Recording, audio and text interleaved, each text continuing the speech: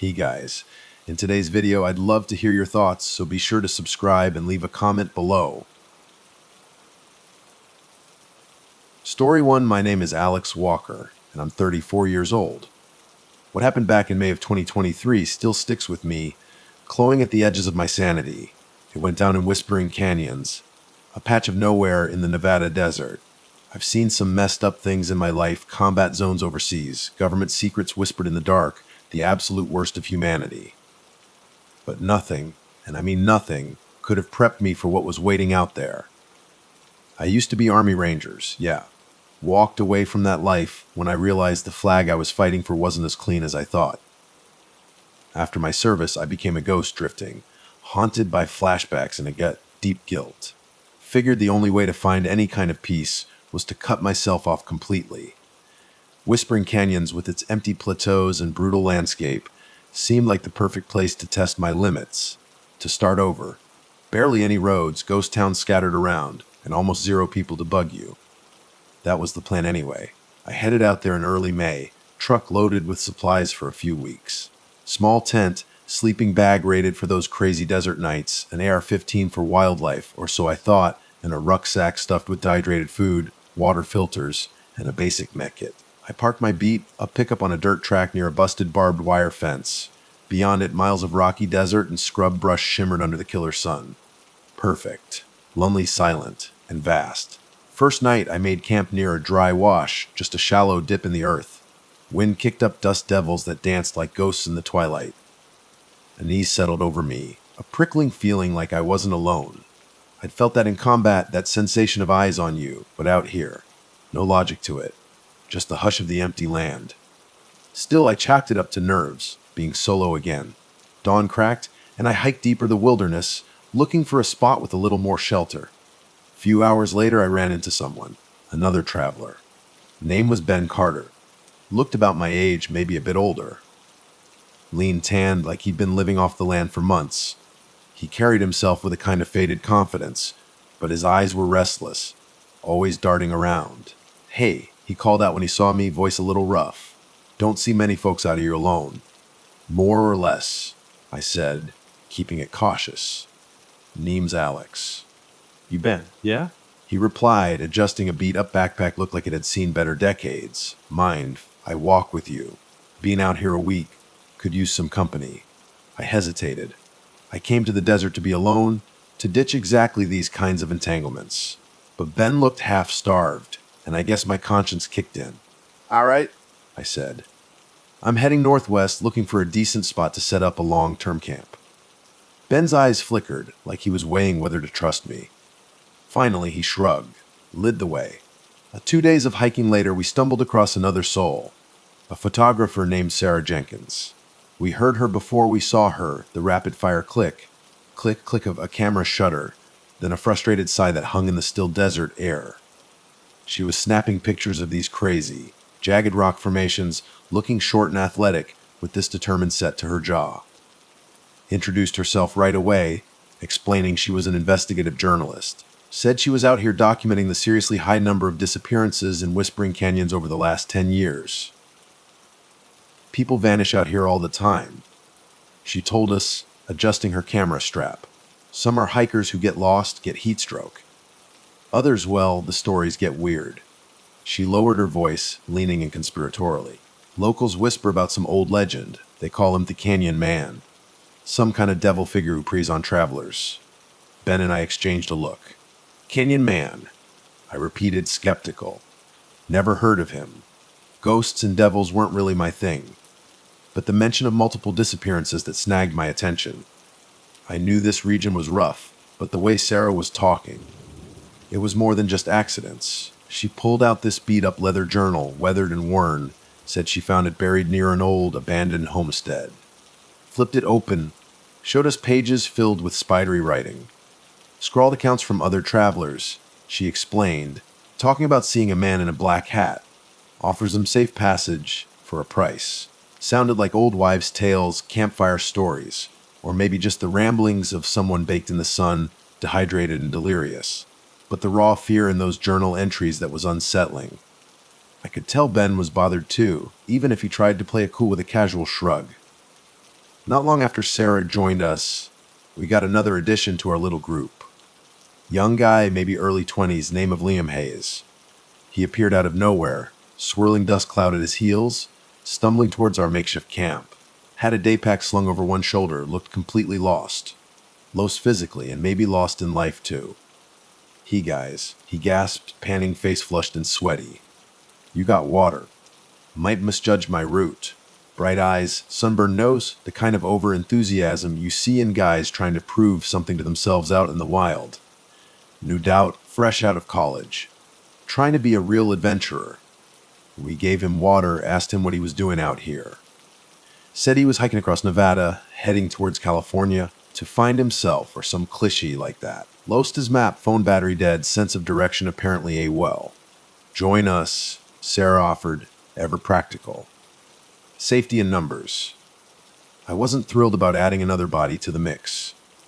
Crowds weren't my style, especially out here in the middle of nowhere. But something about Liam's youth, his almost desperate eagerness, it got to me. I nodded my agreement. Besides, Sarah was right. Extra eyes on watch overnight was a smart move.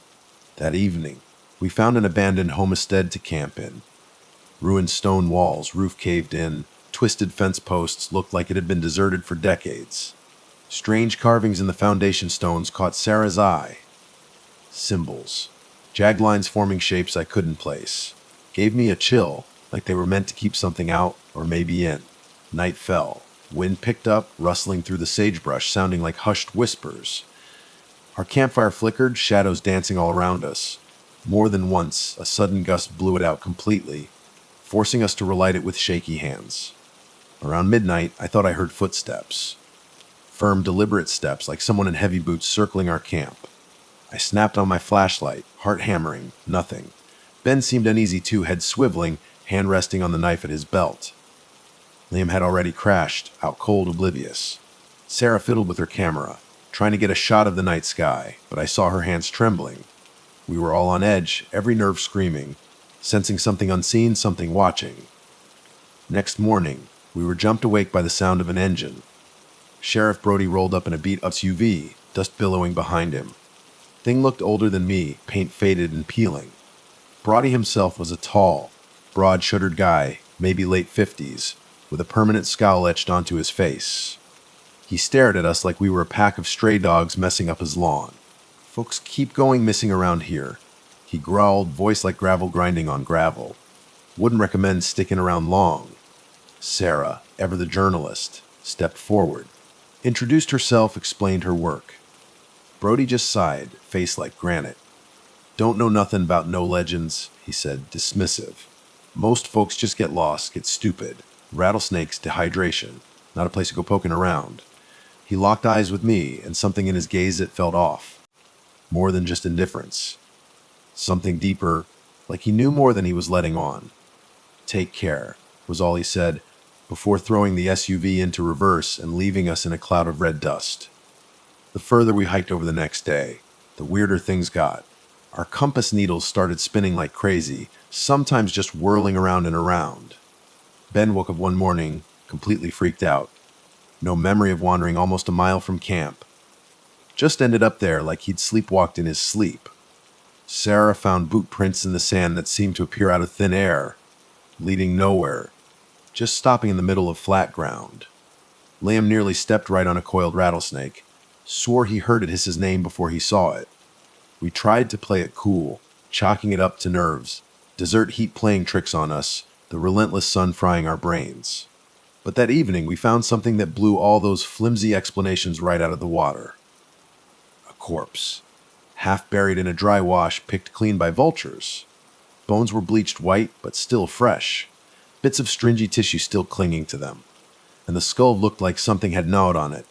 Strangest thing, footprints all around, deep boot prints, but they weren't normal. Steps were spaced too far apart, like whoever made them was unnaturally tall or taking impossibly long strides. Sarah started snapping photos, face pale as bone. Liam just stared, frozen, horror etched on his face. Ben swore under his breath, started dragging loose rocks to pile over remains. I checked around for ID, gear, anything. Nothing, cleaned out. Once we'd covered the body as best we could, we retreated to a shallow cave for the night. None of us wanted to camp out in the open after that. That's when we first met him. The Canyon Man. I was on watch while the others tried to rest. Moon was almost full, bathing the desert in this ghostly silver light. Breeze rustled the sagebrush, whispering secrets I couldn't understand. Then I heard it, a gentle tapping, like metal on stone. I turned, rifle raised, and saw him. A figure perched on a flat boulder maybe 20 yards from the cave mouth. Even in the darkness, I could see the wide brim of a black hat, the long, old-fashioned duster coat boots that glinted in the moonlight. His face was hidden, swallowed by shadow beneath the hat. "Evening, friend," the figure said, slow and smooth, tipping his hat.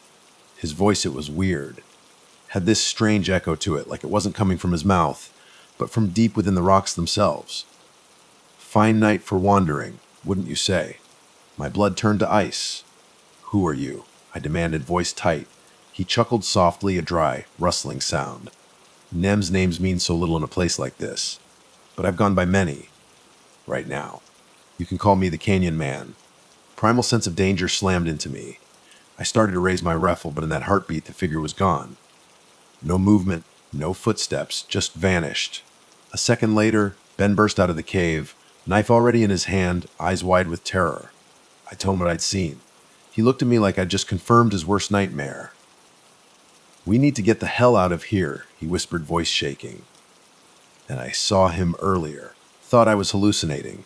We woke Sarah and Liam. They listened, half asleep at first, then eyes widening with dawning fear. None of us got any sleep that night.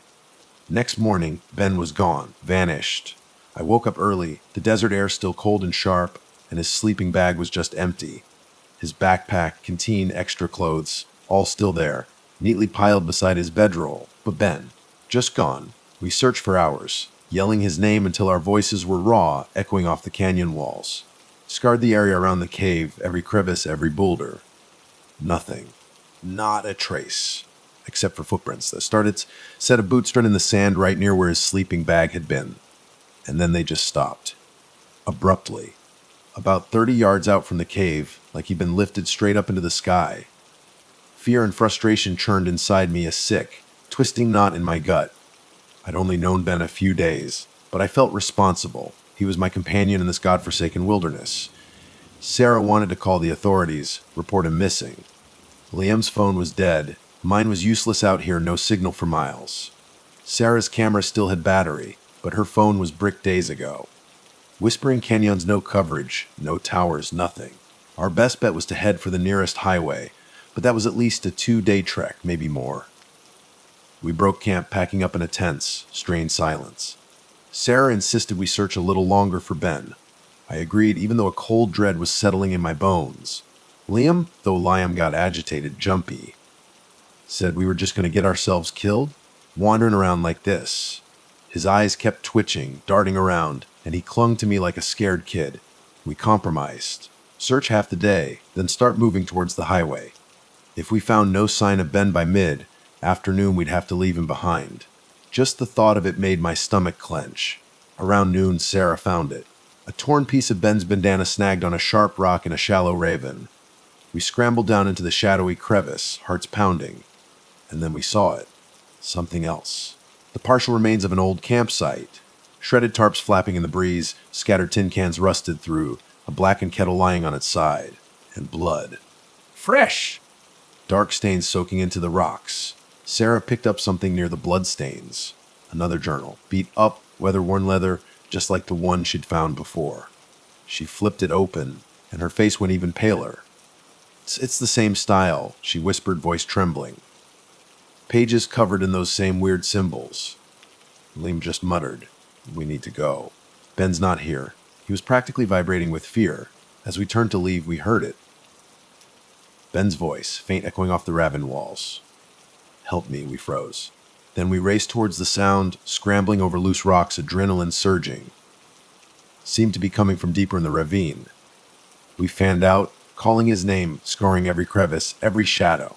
But we found nothing, just silence. No sign of him. I got twisted. The voice of it sounded so real, so pained. But it had led us nowhere. Nowhere at all. That evening, we set up a small camp in a more open area, hoping against hope that Ben might somehow find his way back. Sarah and I took watches, rotating shifts through the night. Liam said he'd keep watch too, but exhaustion and fear swallowed him whole, and he was asleep within minutes. My shift passed quietly. Too quietly. Just the wind sighing through the canyons, the distant howl of a coyote, and that persistent, prickling sense of being watched. Then Sarah woke me for her shift. I'd only been asleep a few minutes, it felt like, when I jolted awake to a scream. Sarah was gone, tent flap thrown open, sleeping bag empty. Liam and I scrambled out of our tents, hearts hammering in our chests. No sign of her. Then Liam pointed, hand shaking. Footprints. In the sand. Trailing away into the darkness. 3 distinct sets of prints. Each one wrong. Boot prints, yeah, but too large, too widely spaced to be human. And there was a drag mark in the sand. Like something heavy had been pulled away. Something that could have been Sarah. We followed, stumbling through the dim moonlight, hearts pounding against our ribs. The footprints led us to a derelict wooden shack, walls bleached gray and battered by years of desert storms. Door hung half off its hinges, swaying in the wind. Inside it, we found her camera bag on the dirt floor, smashed lens glinting in the moonlight, and in the corner we found Sarah. She was tied to a wooden chair, stripped down to her underwear, her body slashed, deep jagged wounds crisscrossing her skin, eyes were wide open, glazed over, fixed in absolute terror. Barely alive. Lips parted, trying to form words, but only a choked cough. A gurgle of blood escaped. As I rushed forward, reaching for her bonds, she shuddered once, twice, and then went still. Died right there in my arms. Liam retched behind me, stumbling back outside. A blackness seemed to hang in the air, thick and oppressive, full. I couldn't hold back the tears. I'd seen death in war, plenty of it.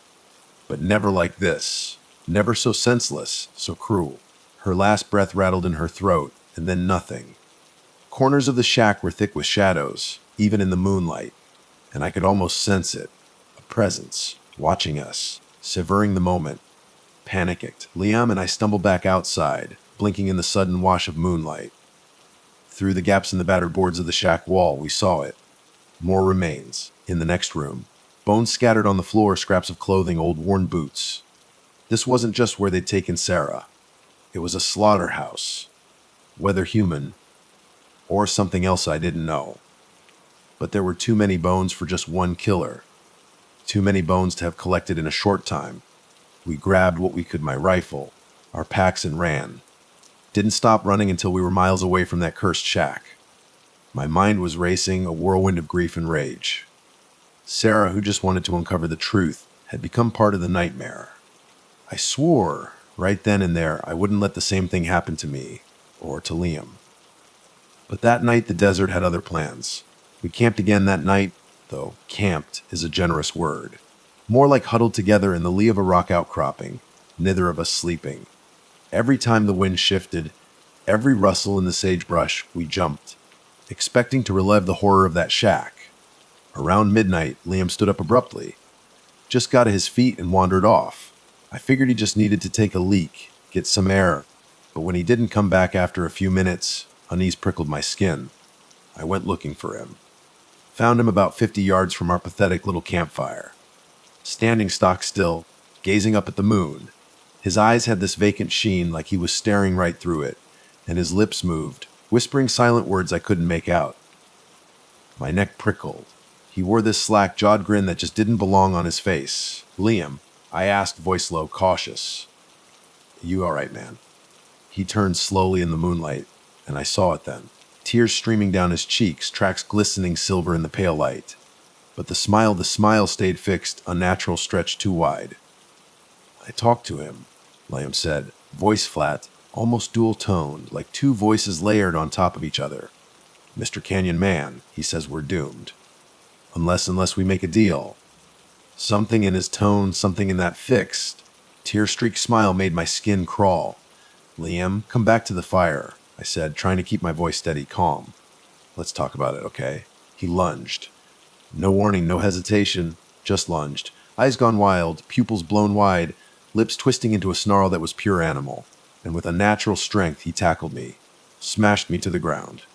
My rifle clattered away, skittering across the rocks. He was on top of me in an instant, forearm pressed hard across my throat, cutting off my air. His face was inches from mine, and though it was Liam's face, Something else was looking out of his eyes.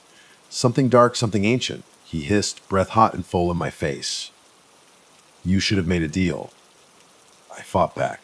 Every bit of Ranger training kicked in, adrenaline flooding my system. But he was disturbingly strong, like possessed, beyond human strength.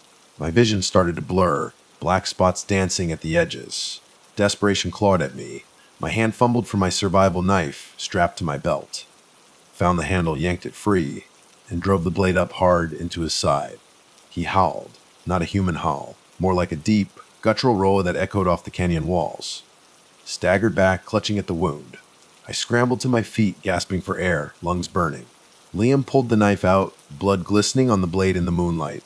Yet he advanced, like the pain meant nothing. A wet, gurgling laugh bubbled up from his lips. I backed away, eyes never leaving him, frantically searching for my rifle. He swung the knife at me, a wild, clumsy arc, forcing me to dart aside. My foot kicked something hard. The rifle. By sheer chance, my foot had landed right on it. I snatched it up, fumbled for the safety, clicked it off, and fired. One shot. Point blank center mass right into Liam's torso. He collapsed. Went down hard, choking on his own blood. For a moment, just a flicker, his possessed expression seemed to clear. And in his final seconds, he looked at me. Really looked at me. With pure, unadulterated terror. JC, he gasped, voice back to normal Liam's voice. I can't tell.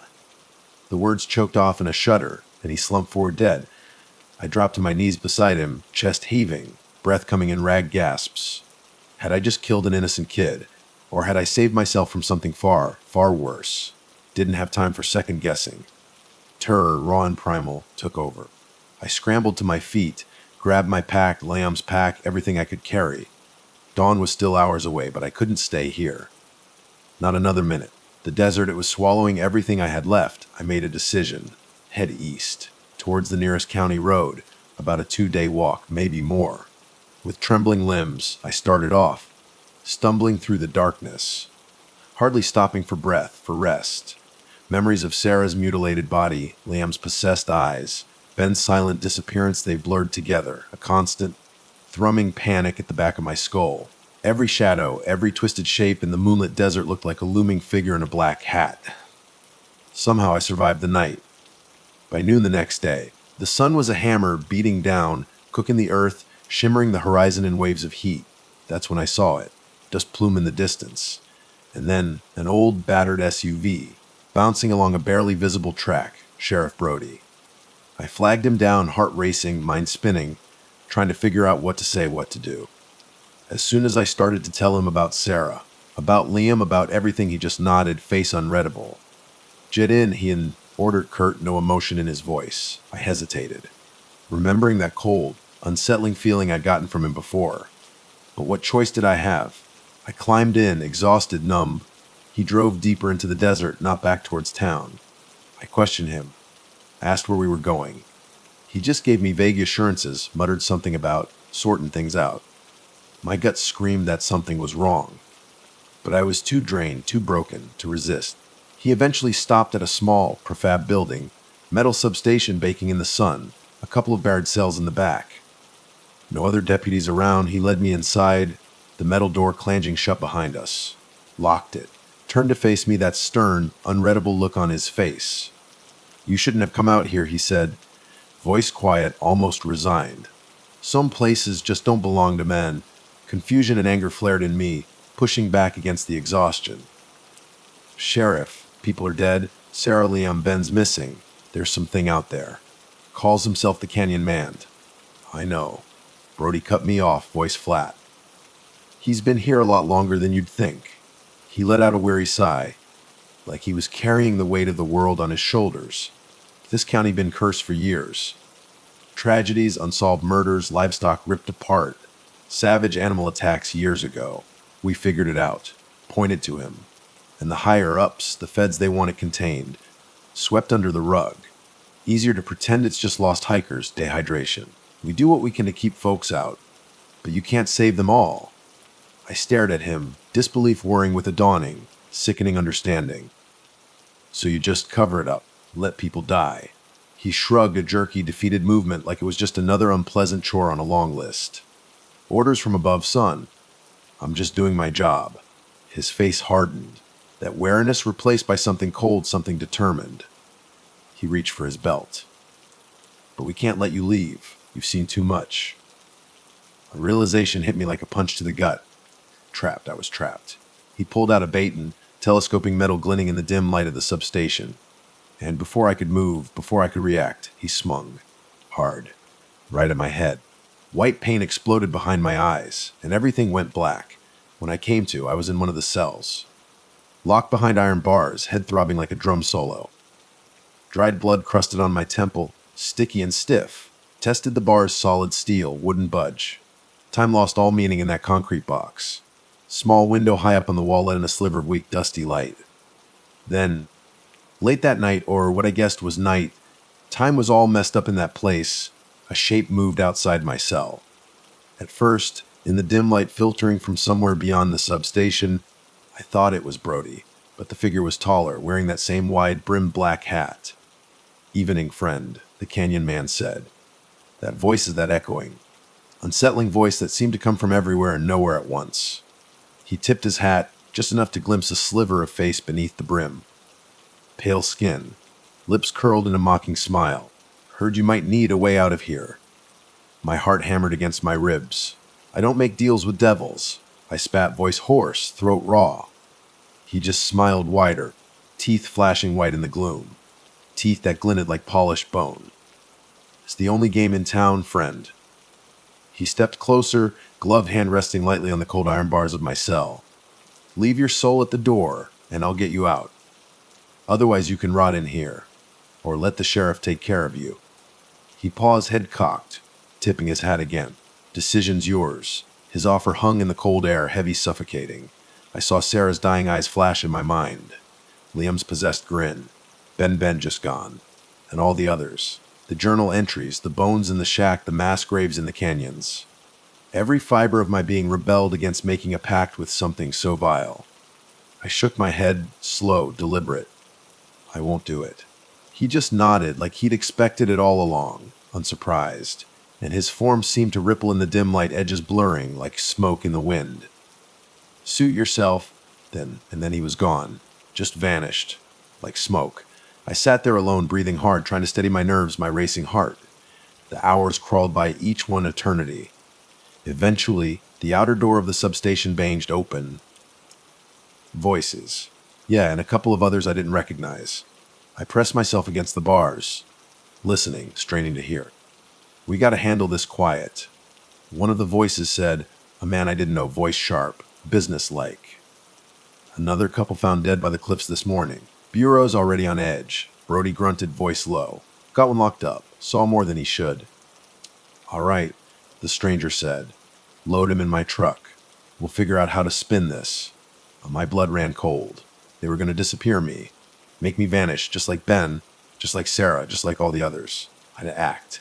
Now, I waited, heart pounding, listening to them approach. Brody's heavy footsteps getting closer. Keys jingling. I braced myself against the back wall of the cell. As soon as Brody reached the door, baton in hand, ready to do whatever zorting out meant I moved. Heard the snick of the lock turning, the heavy metal door creaking open. I rushed him. Slammed the cell door right into his face. He staggered back with a grunt, surprised, off balance. I lunged for his sidearm, holstered on his belt. One of the other men tackled me, slamming into me from the side. We wrestled on the floor. A tangle of limbs, desperate struggle in the dim light. I kicked, twisted, fought like a cornered animal. Managed to grab Brody's gun. Yanked it free. A shot rang out, deafening in the small metal room. The bullet tore into the side of the man grappling with me. He screamed, a high-pitched animal sound, and fell away, clutching his bleeding side. Brody dove for cover behind a desk. I scrambled to my feet, adrenaline screaming through my veins. Sprinted for the open cell door, burst out of the desert night. Darkness swallowed me whole. Adrenaline carried me, legs pumping, lungs burning. Behind me, I heard Brody shouting curses, yelling for backup. Didn't look back, just kept running, weaving between stunted trees, scrambling over rocky outcroppings. Lungs burned, vision blurred from the blow to my head, but I kept going. The moon, thank God, the moon was bright, lighting my way just enough to keep me from falling into some unseen ravin. I ran until my legs felt like they were going to give out, until my lungs screamed for air. Dawn was just starting to paint the horizon, bruising the sky a pale purple. Covered miles, maybe. Still deep in the wilderness, no vehicle, minimal gear, blood drying in my hair, on my scalp. Eventually, I collapsed under a cluster of scraggly juniper trees, gasping for breath. Tried to regulate my breathing, tried to block out the memories. The horrors I'd witnessed. Everything gone. Sarah's life, Liam's mind, Ben's fate. Only me left. And I was pretty damn sure the Canyon Man wasn't done with me yet. After a short rest, forced myself onward, heading east, towards the road I'd originally been aiming for. Rationed the small amount of water I'd managed to steal from the substation as I fled. By midday, the sun was a furnace, hammering down relentless. Thoughts swam dizzy with thirst, exhaustion. Still, I trudged on. Then I saw it, a battered old pickup truck, kicking up dust on a dirt road in the distance. Renewed hope surged through me, a jolt of pure adrenaline. I stumbled towards it, waving my arms, shouting hoarsely. The pickup screeched to a halt. Middle-aged rancher behind the wheel, staring at me in shock, eyes wide. He asked if I was all right. I told him I needed help. People were dead. Sheriff was covering it up. At first, he looked at me like I was a lunatic, raving in the desert sun. But something in my eyes, maybe the sheer desperation, must have convinced him. Because he let me in. Didn't ask too many questions. Just threw the truck into gear and headed for the next town, a good 30 miles away. As we drove, bouncing along the rutted track, I looked back at the horizon. Just for a split second, I swore I saw him. A tall figure in a black hat, standing on the top of a distant mesa, silhouetted against the sky, watching me go. Then the dust swirled up and he was gone. We reached the outskirts of a small town. Rancher pulled over at the local clinic, insisted I get checked out. Told him everything more or less. Maybe he believed me, maybe not. He just nodded grimly. Said something about the area always having strange stories. And then he left me there. Promised to keep quiet, mind his own business. I tried calling the Oklahoma State Bureau of Investigation. Even the FBI. No one took me seriously. A few days later, paranoia creeping in. I realized some of my calls might be getting intercepted.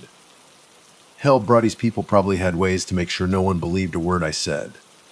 My head still ached from the bait and blow. Eventually, I just gave up. Gave up trying to sound credible, gave up trying to get anyone to listen. In time, I recovered physically. No permanent damage except for a jagged scar on my temple, hidden under my hair. But mentally, I can't escape it. Can't outrun the images. Sarah's last breath, Lamb's possessed eyes, Ben's silent disappearance, and the Canyon Man's mocking grin. Every time I close my eyes, I see them. I moved out of Nevada completely, been bouncing from one cheap muddle to another ever since, drifting, looking for a place where the nightmares don't follow. But I fear there's no such sanctuary. If the Canyon Man truly is some ancient evil, he might reach me wherever I go. And even if he doesn't, the knowledge of what lurks in whispering canyons, that haunts me more than any war zone I ever knew. You might read this and call me insane, or dismiss it as just another desert myth, a tall tale spun under the desert stars. But if you ever find yourself in the empty stretches of Nevada, those lonely canyons and shadowy mesas, listen to that uneasy feeling in your gut. Beware the man in the black hat offering deals in the twilight. And if you ever hear footsteps pacing outside your campfire at midnight, do yourself a favor. Run, because some places just don't belong to men, and some deals come at the ultimate price. My name's Ethan Bell, and I'm 32. What I'm about to tell you happened back in November of 2022. Even now, it messes with my head. It all went down at Blackwood National Forest. Sometimes I swear it was just a nightmare that got stuck on repeat in my brain. Other times, I can't shake this feeling that whatever messed with me out there is still around, just waiting. But I'm getting ahead of myself. It started because I needed to get away from everything. My fiancée, Sarah, she left me 6 months before. Said she couldn't deal with my whole gotta prove I'm tough thing. Maybe she was right. I was always training, pushing myself, those stupid off-grid trips for personal growth as I called it. My therapist, she told me to get a new hobby, or deal with my issues. But I thought one more trip, a solo survival thing, that was the answer. A week alone in the woods, just me, my gear, and the wilderness. That plan went sideways when Caleb, this buddy from college, invited himself along. We used to be tight, bonded over hiking and all that outdoor stuff. But we drifted apart. He heard about my trip and suddenly it was a friendship or trade idea. Honestly, part of me was okay with it. Deep down, I figured Caleb had his own reasons, but I ignored the red flags. I told him I was heading out the first week of November, and he said he'd meet me at the main parking lot on day 2. Seemed fine at the time. I packed my truck, left Tulsa early, and got to Blackwood on a Sunday afternoon. Sky was pure gloom, that heavy gray that matched how I felt inside. Park ranger at the entrance, guy named Miller, looked like he'd seen it all. Stocky dude, lines on his face like a road map. "Where are you headed?" he asked, barely glancing up from his clipboard. "Setting up near the old logging trails," I said. "Some bushcraft exploring. Maybe check out the off-trail areas if it's allowed." He finally looked up then, stared at me like he was trying to figure out if I was messing with him. "Stay on the marked trails. We've had incidents in the park." He paused like he wasn't sure how much to say. "People get lost, it's not a joke. See anything unusual, you come back here. Immediately." I shrugged it off as the usual safety speech, but the way he said unusual gave me a weird chill. My first night alone was quiet enough. Found a clearing not too far from the main trails, pitched my tent, got a small fire going. Wind in the pines sounded almost like voices. Leaves were damp, fire was low and smoky. Despite the gloom, I actually managed to doze off around midnight. Woke up before dawn with this weird itch in my brain, like I was being watched. Went outside the tent, and that's when I saw them. Footprints, bare footprints, exactly like mine, but facing away from the tent. Tried to rationalize it. Someone found my camp in the night, sleepwalking.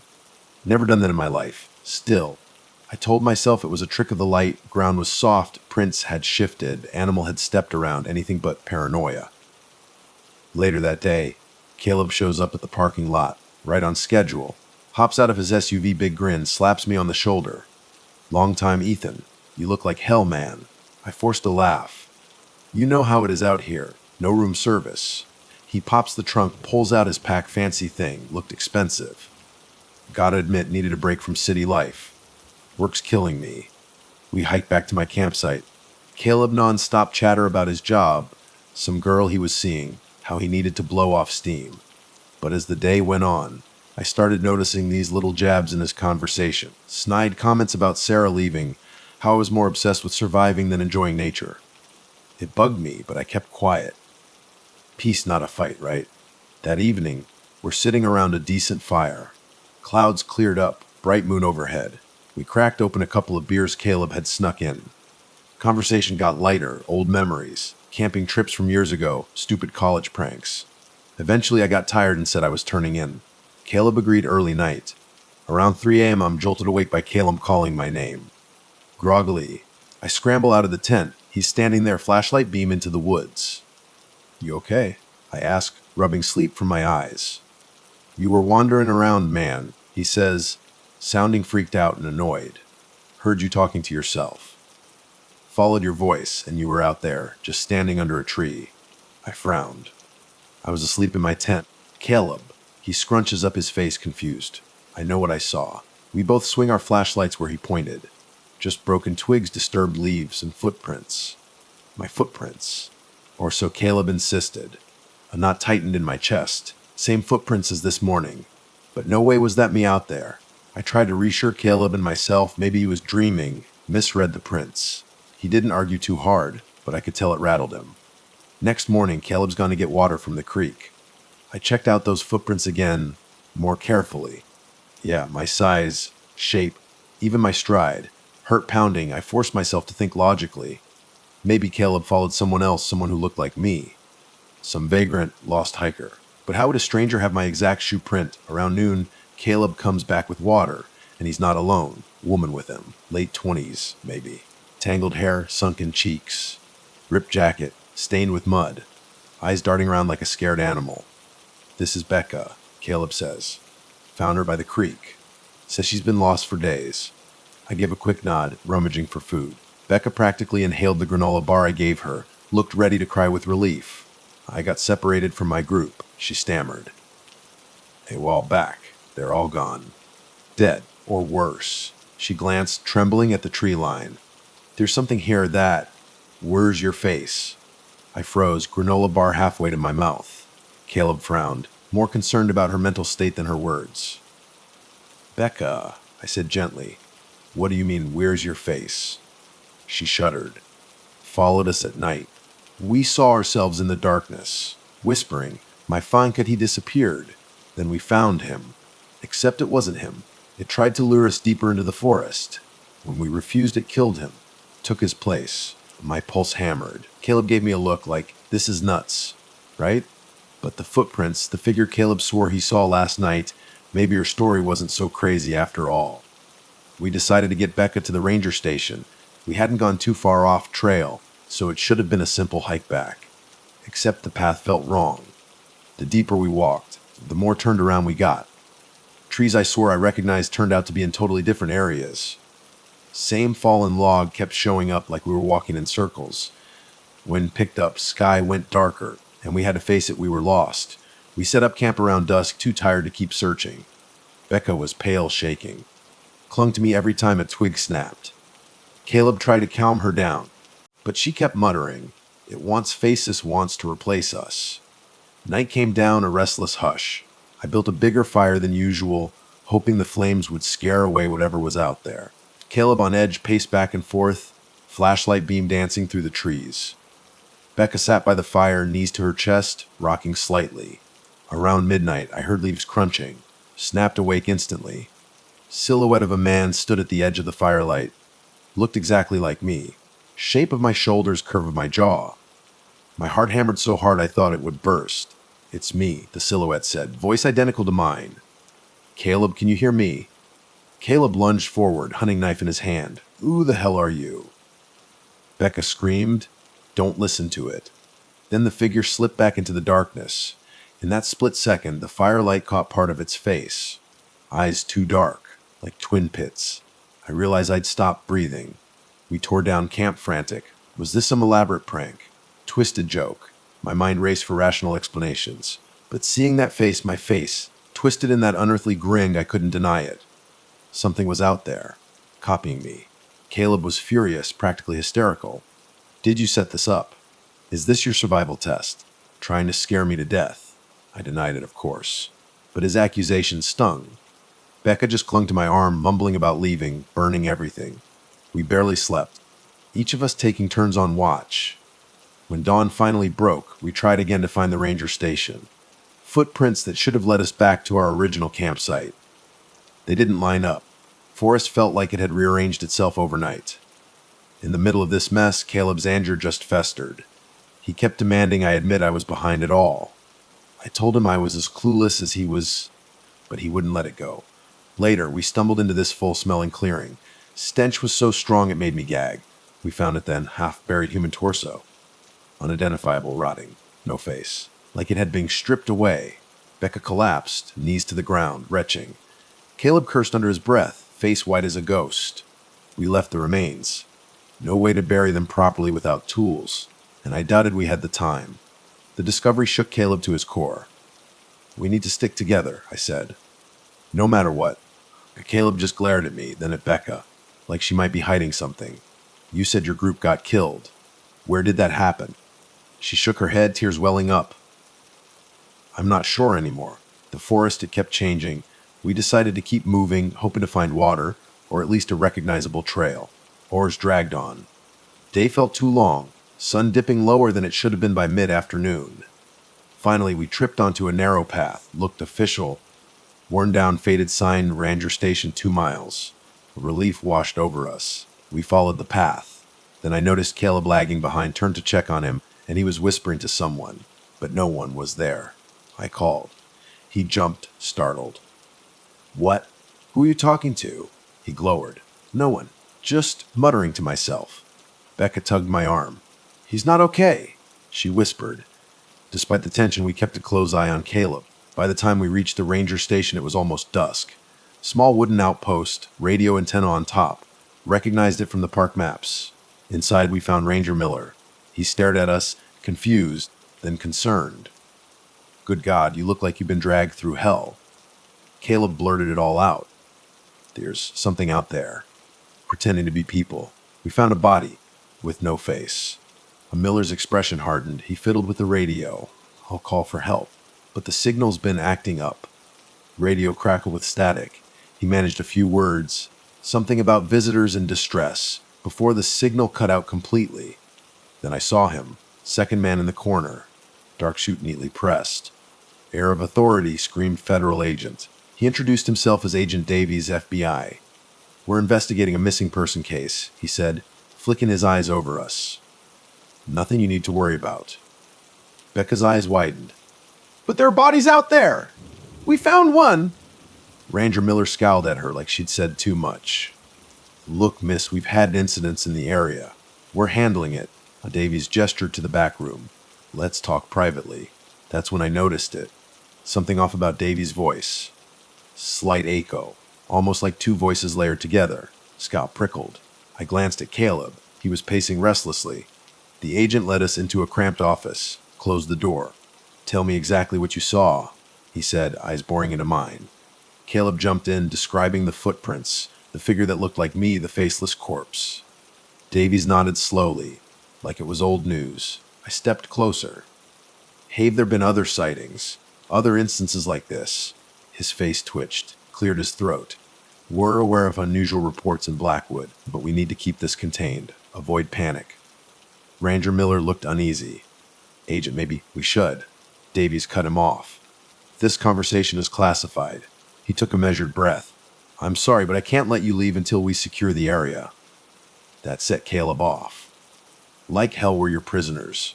He lunged at Davies, who sidestepped easily. Miller drew his gun, pointing it at Caleb. Stand down. I grabbed Caleb, trying to calm him. We just want to get out of here, I pleaded. Davies turned to me. You can't. Not yet. Lines around his mouth deepened. Something felt sinister, more than just protocol. Then, lights flickered. Station's generator sputtered. Second later, darkness. Heard Miller cursing, fumbling for a flashlight. In that briefcase, I felt Becca's hand grab my arm. Ethan, we have to go. We can't trust them. I found a side door, yanked it open. Moonlight spilled in. Beckoned Caleb and Becca to follow. Hallway was empty, but the whole building felt charged with tension. We tiptoed towards an exit sign. Behind us, I heard Davies whispering to someone. Don't let them escape. Who was he talking to? We rounded a corner. Figure stepped out of the shadows. Caleb. Another Caleb. Real Caleb was standing right next to me. How could he also be in front of us? Throat went dry. Second Caleb's eyes were too dark. Like the doppelganger in the forest. He grinned hideous. Too wide smile. I yelled, but too late. Doppelganger Caleb lunged, slammed into real Caleb. They both went down in a tangle of limbs. Becca screamed. Shot rang out. Miller must have fired. In the dark, couldn't see who got hit. Next thing I knew, one of the Calebs staggered to his feet, knife in hand, face twisted in rage. Couldn't tell which was real. Ethan, help me, they both screamed. Same voice, same desperation. I froze unsure. Then I saw it.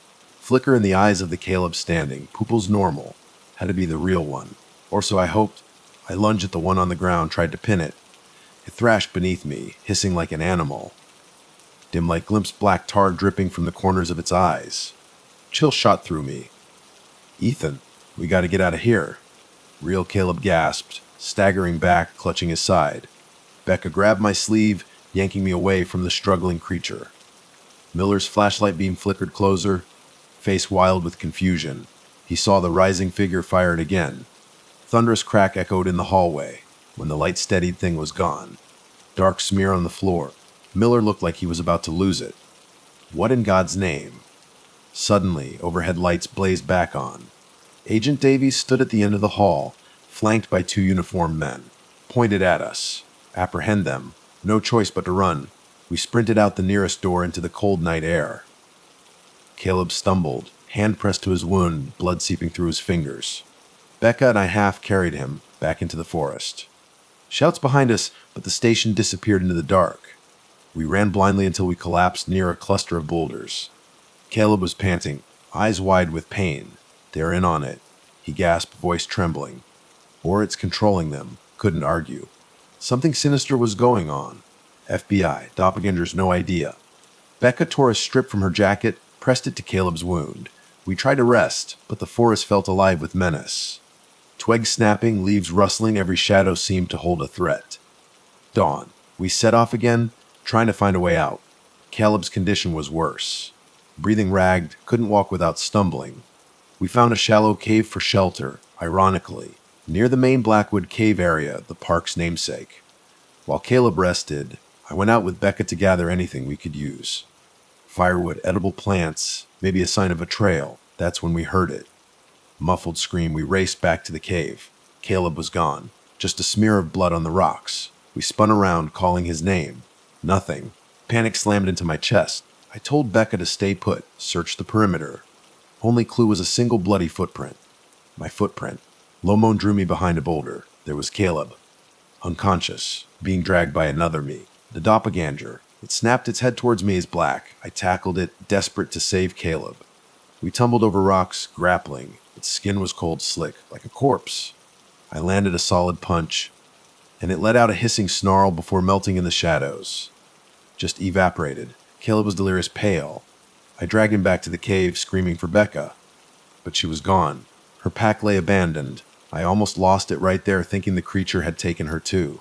Then I heard her voice echoing outside. Ethan, help. They have me. Didn't pause to think. Stumbled towards the sound. Under a small rock overhang, I found Becca, pinned down by someone in a ranger uniform. He was covering her mouth, dragging her backwards. Another figure in a dark suit, looked like Agent Davies, stood nearby, calmly watching. Rage and terror flared. I rushed the ranger, smashed the side of his head with a rock. He went down hard. Davies turned to me. Inhuman speed. Hand lashed out, caught my shoulder in a crushing grip. Up close I saw it, faint shimmer in his eyes. Same black undertone as the doppelganger. Pure horror speared me. Was he also some imitation? Or possessed? Before he could overpower me, Becca stabbed him in the leg with Caleb's hunting knife. Davies snarled two voices at once and loosened his grip. We didn't stick around. Sprinted back to the cave, me practically carrying Becca when she stumbled. Caleb was barely conscious. He needs medical help, Becca said, tears streaking her dirt-stained face. We heard distant shouting. FBI guys, Miller, or something else wearing their faces. We had to move. So we half walked, half carried Caleb deeper in the cave system. Hoping for another exit, or just a place to hide, time blurred. Cave was damp, cold, confusing tunnels. Only light from our flashlights flickering ominously as batteries died. Eventually, we reached a chamber with an opening overhead, weak shaft of daylight. Caleb started coughing up blood. Looked at me, fear and hatred in his eyes. This is all your fault, he rasped.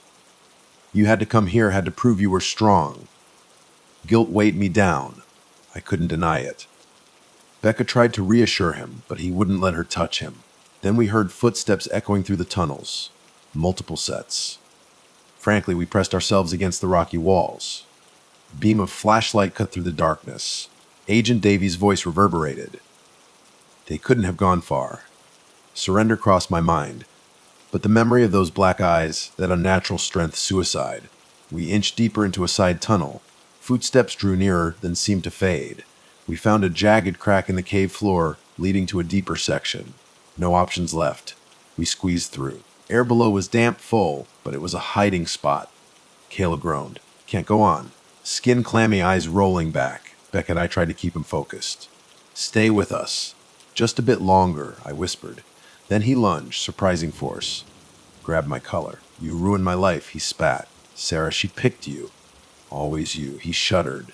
Tears slipping down his cheeks. I hate you. He collapsed against the rocks, sobbing, pain overwhelming him. Before I could respond, something shifted in the darkness behind us. Faint scraping sound. Swung our flashlights around. Slithering along the wall was a shape. Resembled me again. But half-formed. Dripping black sludge. Eyes like black holes at lunge. I shoved Becca aside, smashed my flashlight against the thing. Flashlight shattered, plunging us into near-total darkness. Except for Becca's flickering beam. Creature's mouth and hinge unnaturally, rattling hiss. Caleb, delirious, tried to stand, collapsed. Becca grabbed his arm, dragging him away. I stayed between them and the doppelganger. Suddenly, it rushed me. Pain exploded in my head as we collided. Felt its cold hands clamp around my neck. Lungs burned. Sparks danced in my vision. Managed to bash it in the face with the remains of the flashlight. It recoiled. That was our chance. Becca and I scrambled up, hauling Caleb into a cramped passage. We crawled blindly, hearing the creature scrabble behind us. Just when I thought we'd be stuck in the cave forever, we spotted it. Dull gray light from an exit ahead. We tumbled out onto a rocky ledge. Outside. Sun low in the sky, late afternoon, evening. Battered, filthy, exhausted. Caleb's eyes fluttered shut. Becca tried to shake him awake, but he didn't stir. I felt for a pulse. Weak but present. "We've got to get him to a hospital," I said, voice shaking. Becca nodded, tears glistening. "We're going to have to make a run for it." But we half ran, half stumbled down a narrow trail. Eventually, we burst out onto a rough service road. Sign read service vehicles only. Desperation fueled us. We followed the road until we saw headlights up ahead. Park Service truck approached. I flagged it down, nearly collapsing in the middle of the road. The driver was another ranger, younger guy Connor, looked alarmed at our condition. "What happened?" he asked, eyes wide. We babbled about the creature, the FBI. Connor seemed out of his depth, but he radioed for an ambulance, helped us load Caleb into the truck bed, told us to hold tight as he drove. Becca and I exchanged a wary glance. Was Connor legit? Or part of the cover-up? But we were out of options. We needed to save Caleb's life. Felt like forever, but we arrived at a small, makeshift medical station near the park entrance. A couple of paramedics there, loading Caleb onto a stretcher. Connor assured us we'd be taken care of, then walked off, talking into his radio. I sat on the bumper of the ambulance, adrenaline fading. Suddenly, I saw Agent Davies near the edge of the clearing, talking to Ranger Miller, both looking our way. Becca nodded too, face went pale. "Ethan, we have to leave." Now, before we could move, Davies approached. Face looked normal now, no black eyes, no double voice. Had I imagined it? "You two have been through an ordeal," he said, voice calm. "Let's get you to a hospital." I didn't move. Remembered the insane strength, the bullet that didn't seem to stop him. But right now, he seemed human. "Ethan." Caleb coughed weakly from the stretcher. "Don't let them tape me." Wave of panic hit me. Paramedics tried to push Caleb into the ambulance, but he feebly resisted. That's when Davies nodded to them. They injected something into Caleb's IV. He went slack, unconscious. Stop, yelled. Stepping towards them, Miller stepped between me and Caleb, forcibly pushing me back. "You've seen things you can't understand," Miller said, voice almost regretful. "We can't let this get out." Becca grabbed my arm, and we ran. Sprinted back into the trees, ignoring the shouts behind us. Lungs burned, but I didn't dare slow down. After a few minutes, we crouched behind an overturned log, gasping for breath. "What about Caleb?" Becca whispered, tears in her eyes. I had no answer. Dreadful possibility gnawed at my insides. Had Caleb been left to the creature? Or were the FBI and the creature the same now? We waited until the commotion died down in the distance, heard vehicles driving away. Under cover of darkness, we slipped out of the forest. Eventually found a small road, sheer luck. Passerby in a pickup gave us a ride to a nearby convenience store. We called the state police from there. When an officer arrived, we told him everything. Maybe more than we should have.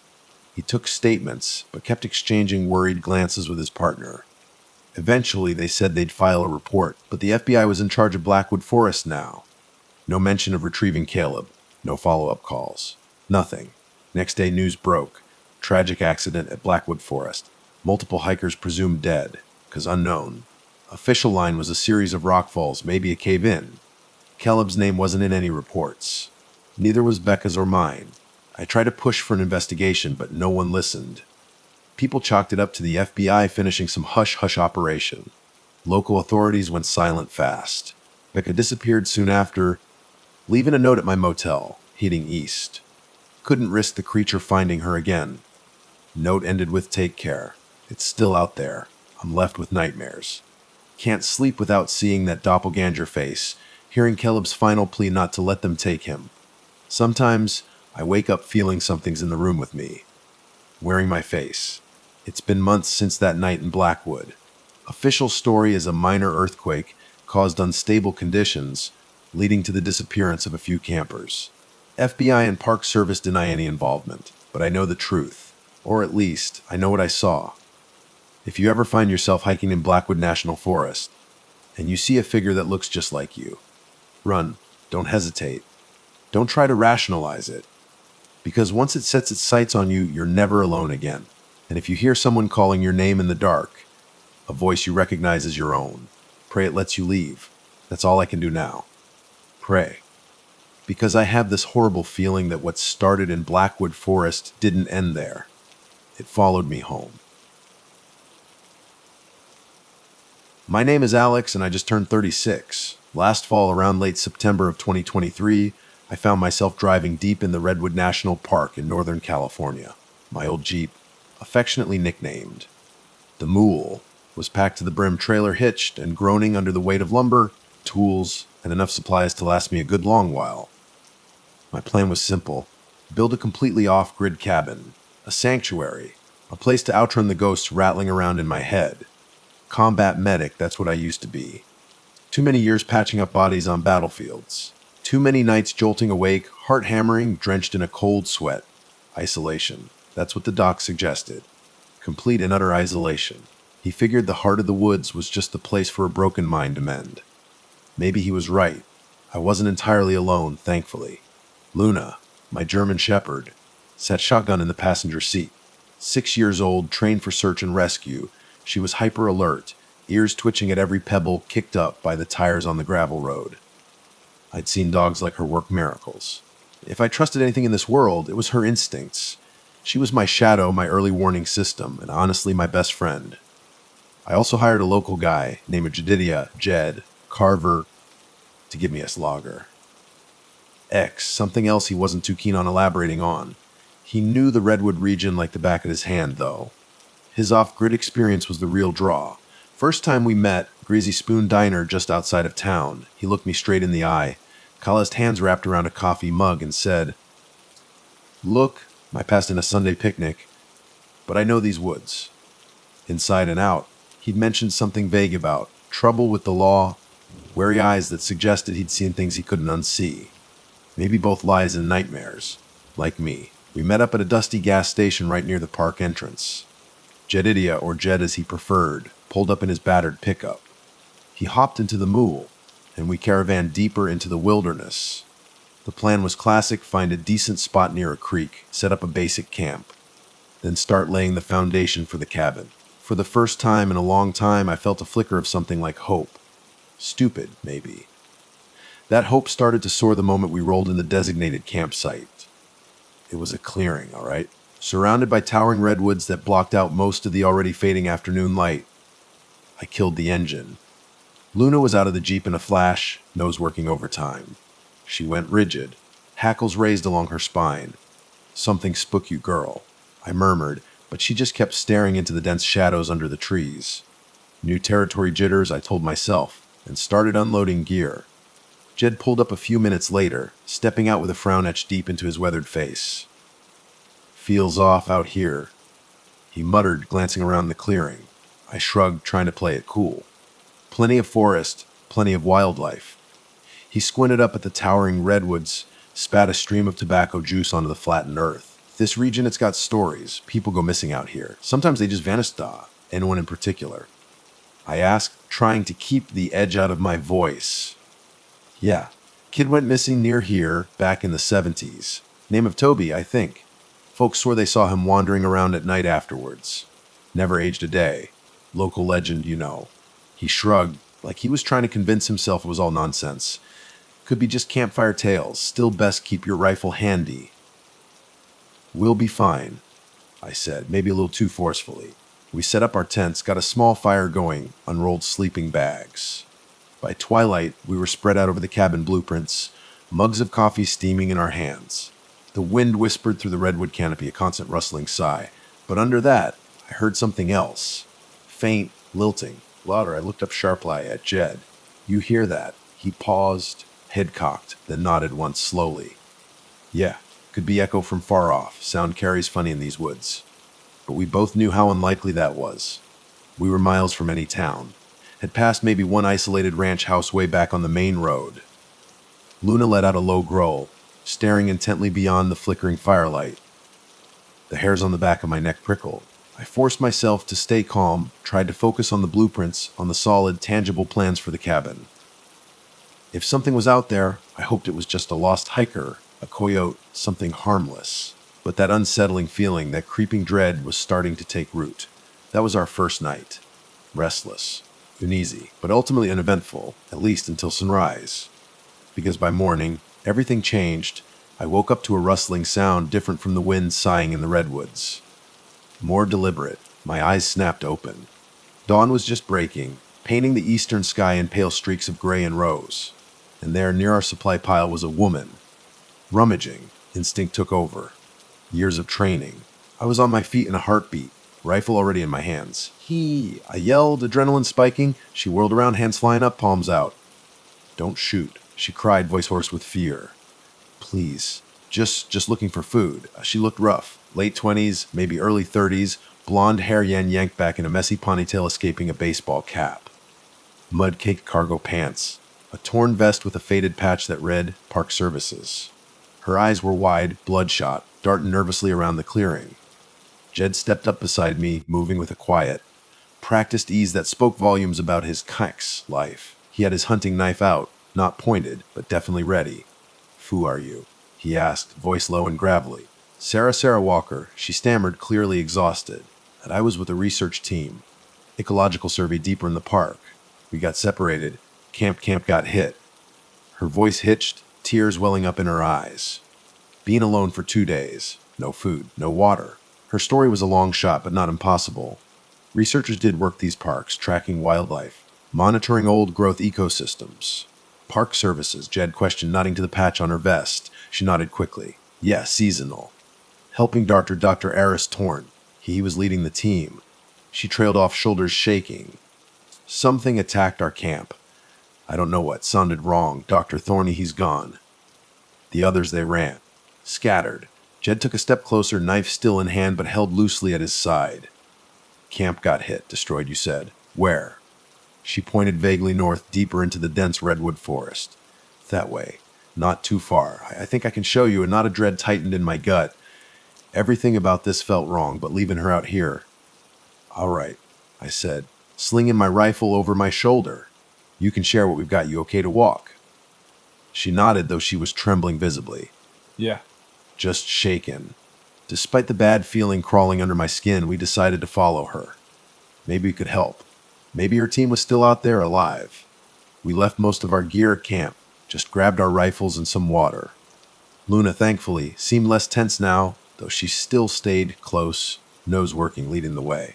We hadn't gone more than half a mile when Luna suddenly stopped dead, nose twitching furiously at the base of a giant redwood. Nestled amongst the ferns was a backpack. Battered, faded blue canvas.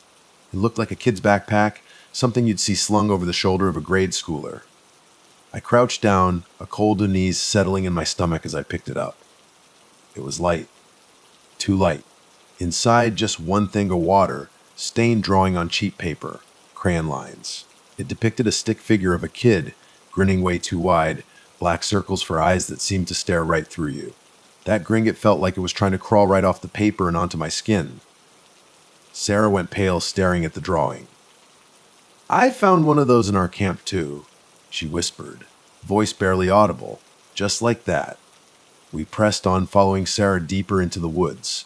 She led us off their trail through tangled undergrowth, pointing out broken branches, disturbed patches of dirt. Then the smell hit us. Rot, decay, heavy, cloying, sickeningly sweet. That's Sarah choked, hand flying to her mouth. We pushed through a thicket of ferns, and there he was. What was left of Dr. Aris Thorn? He was hanging from a redwood branch, halfway suspended, tangled in a thick rope that looked more like twine. His body was twisted at an unnatural angle, limbs contorted. His face, I didn't want to look at his face. His tongue was gone. The stench of decomposition was overpowering, thick in the damp air. He'd been there a while, days at least. But Sarah insisted it had only been 2 days since she'd last seen him alive. My stomach clenched. I'd seen death. Too much of it. But this felt different. Wrong in a way I couldn't articulate. Then Jed pointed to the redwood trunk right above the body. Faint, almost invisible in the rough bark, was a carving, scratched into the wood with something sharp. 3 words. Do not look at him. Jed breathed, stepping back, eyes wide. What the hell is that supposed to mean? Sarah stifled a sob, collapsing to her knees. Luna whimpered, tail tucked tight between her legs. I fought to keep my voice steady, to sound like I was in control, even though everything inside me was screaming to run. We need to call this in, I said, forcing myself to look away from the body, from the grotesque carving. Authorities. They'll handle this. We can't just leave him like this. Sarah pulled out a battered handheld radio, her hands shaking so badly she almost dropped it. She flipped the power switch, held it to her ear. Static. Just a hiss of white noise. No good, she whispered, defeated. I'll static out here. My phone's dead too. And even if it had signaled no reception this deep in, Jed nodded grimly. We'll have to hike back to the main road. Get help from there. Yeah, I agreed, relief flooding me at having a plan, any plan to get out of this nightmare. Yeah, let's go. We'll get the park rangers out here. State troopers. Someone who knows what to do. I started to lead Sarah and Luna back the way we'd come, back towards our vehicles, back towards some semblance of safety. We'd give our statements, let law enforcement handle it. That was the plan. But halfway back to camp, the forest went silent, eerily silent. And then we heard it, the unmistakable sound of a vehicle engine growing louder, closer. And then, through the trees, we saw it, a flash of green and white, a park ranger truck, pulling up fast. Relief washed over me, so strong it almost buckled my knees. Help was here. Finally, a figure in a khaki uniform stepped out of the green and white patrol truck. He was older than I expected, maybe pushing 60, with a thick, gray mustache that drooped down past the corners of his mouth. A bit overweight, his gut strained against the buttons of his uniform shirt. Afternoon, he drawled, voice surprisingly soft, scanning us with small, beady eyes that didn't seem to miss a thing. Deputy Carl Reynolds, Park Services Sheriff's Office. He looked at Sarah, then back at me and Jed. Missing persons, I assume. Sarah nodded eagerly, relief flooding her face. Yes, thank God you're here. My colleague, Dr. Thorney, he's dead. Hanged from a tree. Back that way. She gestured vaguely back into the woods, still shaking. Reynolds raised a hand, palm out, silencing her. I see. Let's talk. He gestured towards the hood of his truck. We gathered around, the sudden arrival of authority a strange comfort in the oppressive silence of the redwoods. Reynolds started asking questions, his gaze shifting between us. He wanted to know everything. Who we were, what we were doing out here, what Sarah's team was researching, every detail about finding Dr. Thorne's body. He took notes in a small, worn pad, his expression unreadable. When Sarah pleaded with him to retrieve Dr. Thorne's body, Reynolds just nodded slowly, saying, "I'll something what I can do." But something about him felt off. Wrong, like the woods themselves. I dealt with my share of shady authority figures in the service, and this guy, he radiated that same unsettling vibe. Reynolds' eyes lingered a little too long on our rifles, on Jed's hunting knife, on Sarah's frantic, tear-streaked face. Instead of offering reassurance, he just sighed heavily, a long, drawn-out sound. "Might be best if y'all just left," he said finally, his voice still soft, almost a whisper. "We'll handle the investigation. This park, Redwood National, it's got a lot of secrets. Secrets you don't want to be around for. Trust me on that." Jed stiffened beside me, hand instinctively going to the knife at his belt. "We have a right to be here," he said, his voice suddenly hard. "I'm helping my buddy build his cabin." Reynolds' expression hardened, those beady eyes narrowing. "I've seen too many folks come out here thinking they can just settle. Next thing they're missing, or they end up in pieces." He lowered his voice even further, leaning in conspiratorially. Some things are best left undisturbed. Can't be undone, you understand." He held our gaze for a beat too long, then straightened up abruptly. "Go on home. Pack up your camp. Leave it to us." Then, without another word, he turned on his heel, got back into his truck, and drove off. No offer to escort us out. No request for formal statements beyond the bare minimum he just scribbled down. It was like he couldn't wait to get rid of us. Or maybe he just wanted us out of the picture. We stood there, stunned, as the ranger truck disappeared down the narrow track, the sound of its engine fading into the rustling redwoods. We made our way back to our campsite in silence, the uneasy feeling from the woods now amplified tenfold by that unsettling encounter. Sarah sank down by the dying campfire, hugging her knees to her chest, staring blankly into the embers. "He's not going to help, is he?" she asked, her voice flat, devoid of hope. I shook my head slowly, still trying to process what had just happened. "I don't know. Something's definitely not right." Luna paced restlessly around the campsite, whining softly, sniffing at the air, her usual calm demeanor completely gone. She'd never been this anxious before. My gut twisted with a cold, hard not to worry. Jed looked just as shaken, his eyes darting nervously around the tree line, scanning the shadows for what? I didn't want to think about it. "We're leaving at first light," Jed said abruptly, breaking the silence. "No question. We pack up, we get out of these damn woods." I nodded, agreeing instantly. I didn't want to spend another minute in this place, but the thought of breaking down camp in the dark, especially with the heavy, suffocating tension that was now pressing down on Use. "Yeah," I said, forcing a steadier tone than I felt.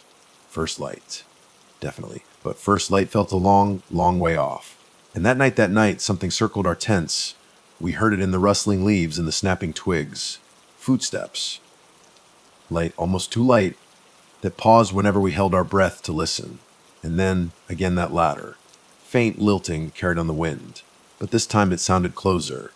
Too close. Each time I peered out of my tent flap, flashlight beam cutting through the darkness, I saw nothing. Just shadows. Deep, impenetrable redwood shadows that seemed to writhe and shift in the flickering light. Luna growled low in her throat, hackles raised, staring into the blackness beyond the firelight. But the shadows, they didn't move. They just watched. Dawn couldn't come fast enough. And when it finally did, painting the sky in hues of bruised purple and sickly yellow, we found them. Footprints around our tents. Barefoot, child-sized. Their shape circled our camp, almost playful, like a kid running rings around a maypole.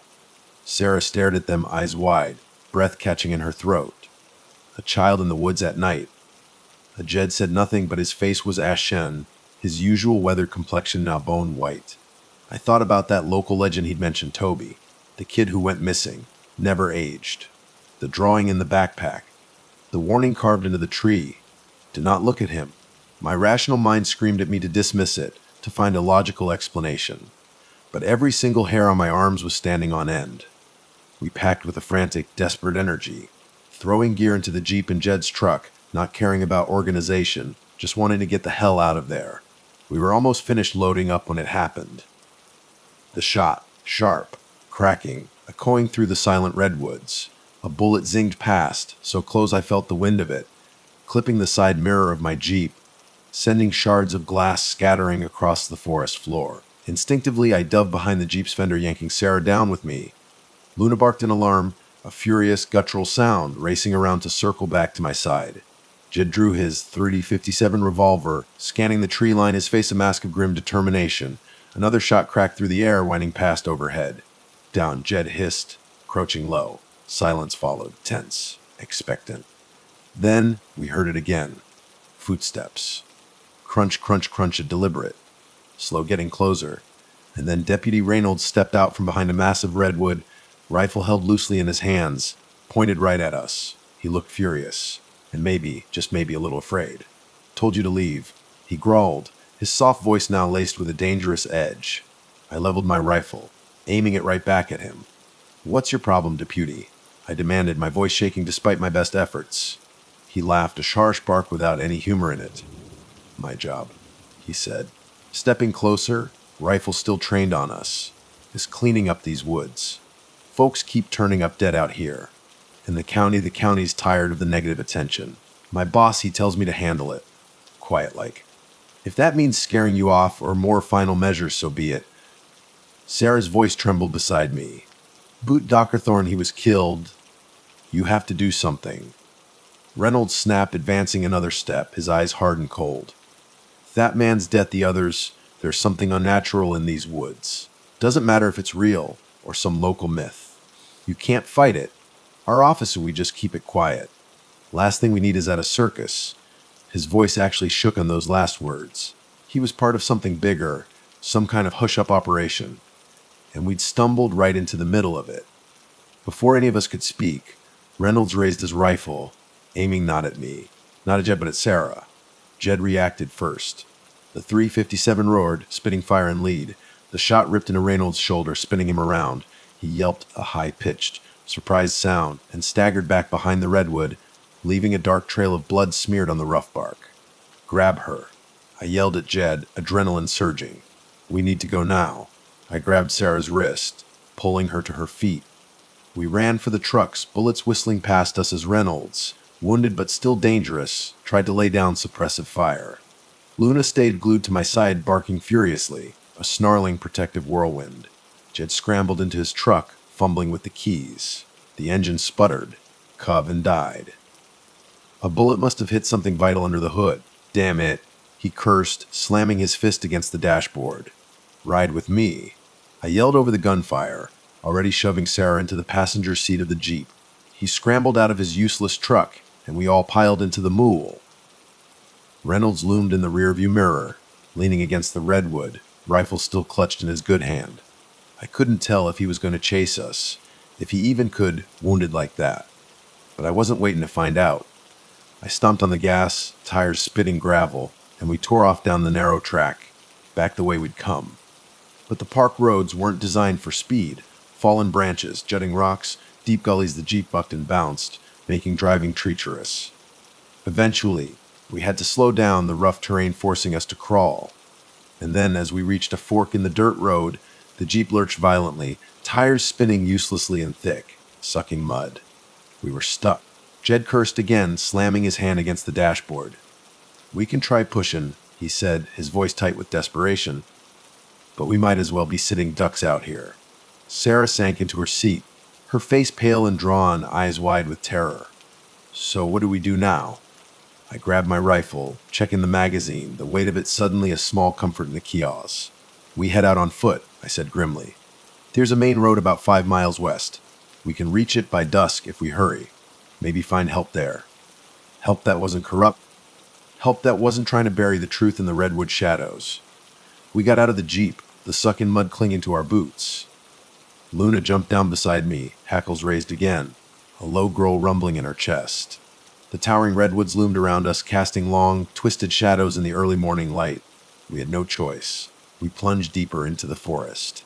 To survive, we had to get through it. We pushed west, deeper into the redwoods, hoping to loop back towards that main road. 5 miles. It didn't sound far on paper, but in this dense, ancient forest, with the sun barely filtering through the canopy and the constant threat of Reynolds, or whatever else was out there, it felt like a lifetime away. Reynolds was wounded, yeah. But that didn't necessarily mean he was out of the game. Maybe it just made him angrier, more desperate. Sarah stumbled along behind me, trying to keep pace, but she was clearly weakening. Roots snaked across the forest floor, hidden under layers of pine needles and damp earth, tripping her up every few steps. What if we can't find the road?" She gasped, her breath ragged. I forced a grim smile, trying to project a confidence I definitely didn't feel. "We will," I said, my voice sounding hollow even to my own ears. "We have to." The alternative, yeah, the alternative was unthinkable. The day wore on, the sun climbing higher, then beginning its slow descent.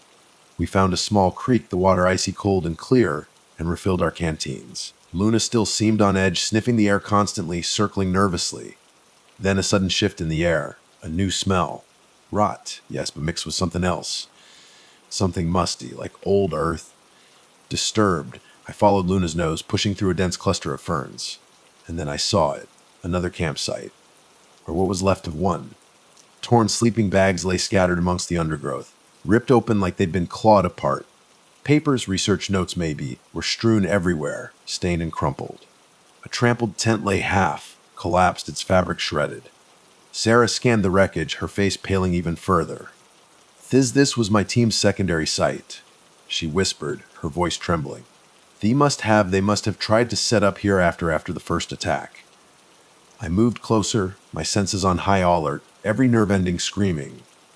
Then something glinted in the dirt. Metal. I knelt down, pushing aside some fallen leaves. A broken handheld radio. Battered, cracked, but still recognizable. Sarah's eyes welled up again. That's Mitch's radio," she choked out. "Mitch, one of my team." I reached out to pick it up, but a wave of warm, rancid stench hit me, making me gag. And then I saw it. Just beyond the radio, half buried in the leaf litter, was a human arm.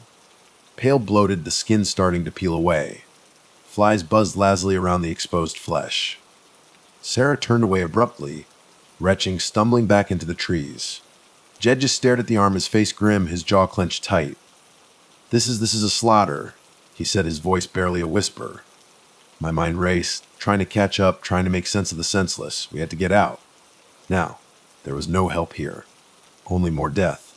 More whatever this was. But then, Sarah swayed on her feet, her eyes rolling back in her head. She crumpled to the ground, collapsing in a heap at the base of a redwood. Luna whimpered, nudging her face, licking her hand. Jed and I were instantly at her side, hoisting her up, trying to rouse her. She came to, her eyes fluttering open, unfocused. Blurry, she mumbles weak, almost childlike. "Dark, I'm sorry, so tired."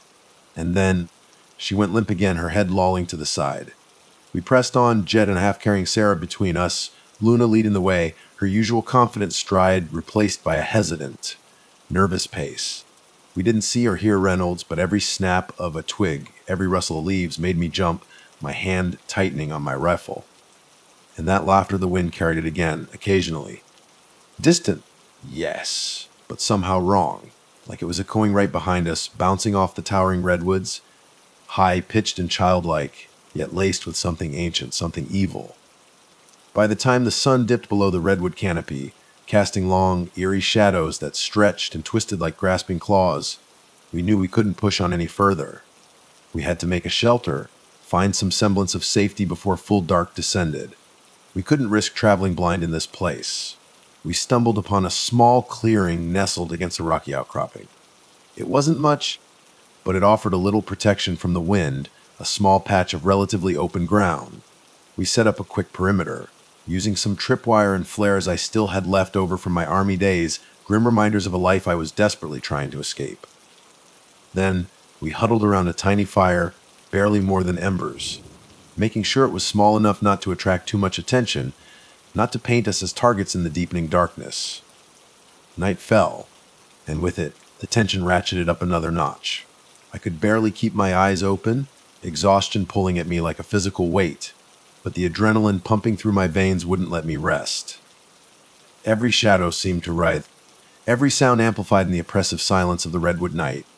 Then, around midnight, a rustling. Closer now, right at the edge of our meager firelight.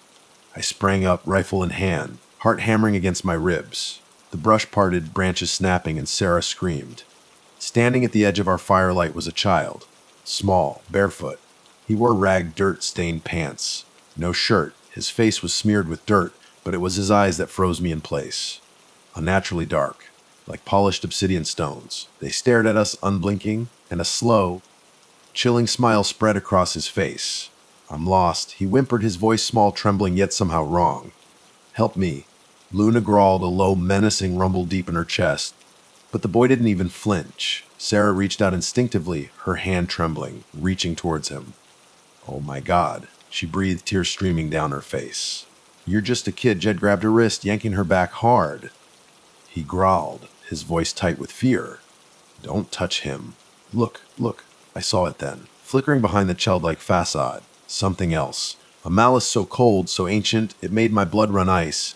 I remembered the bodies. The laughter, the warning carved into the tree.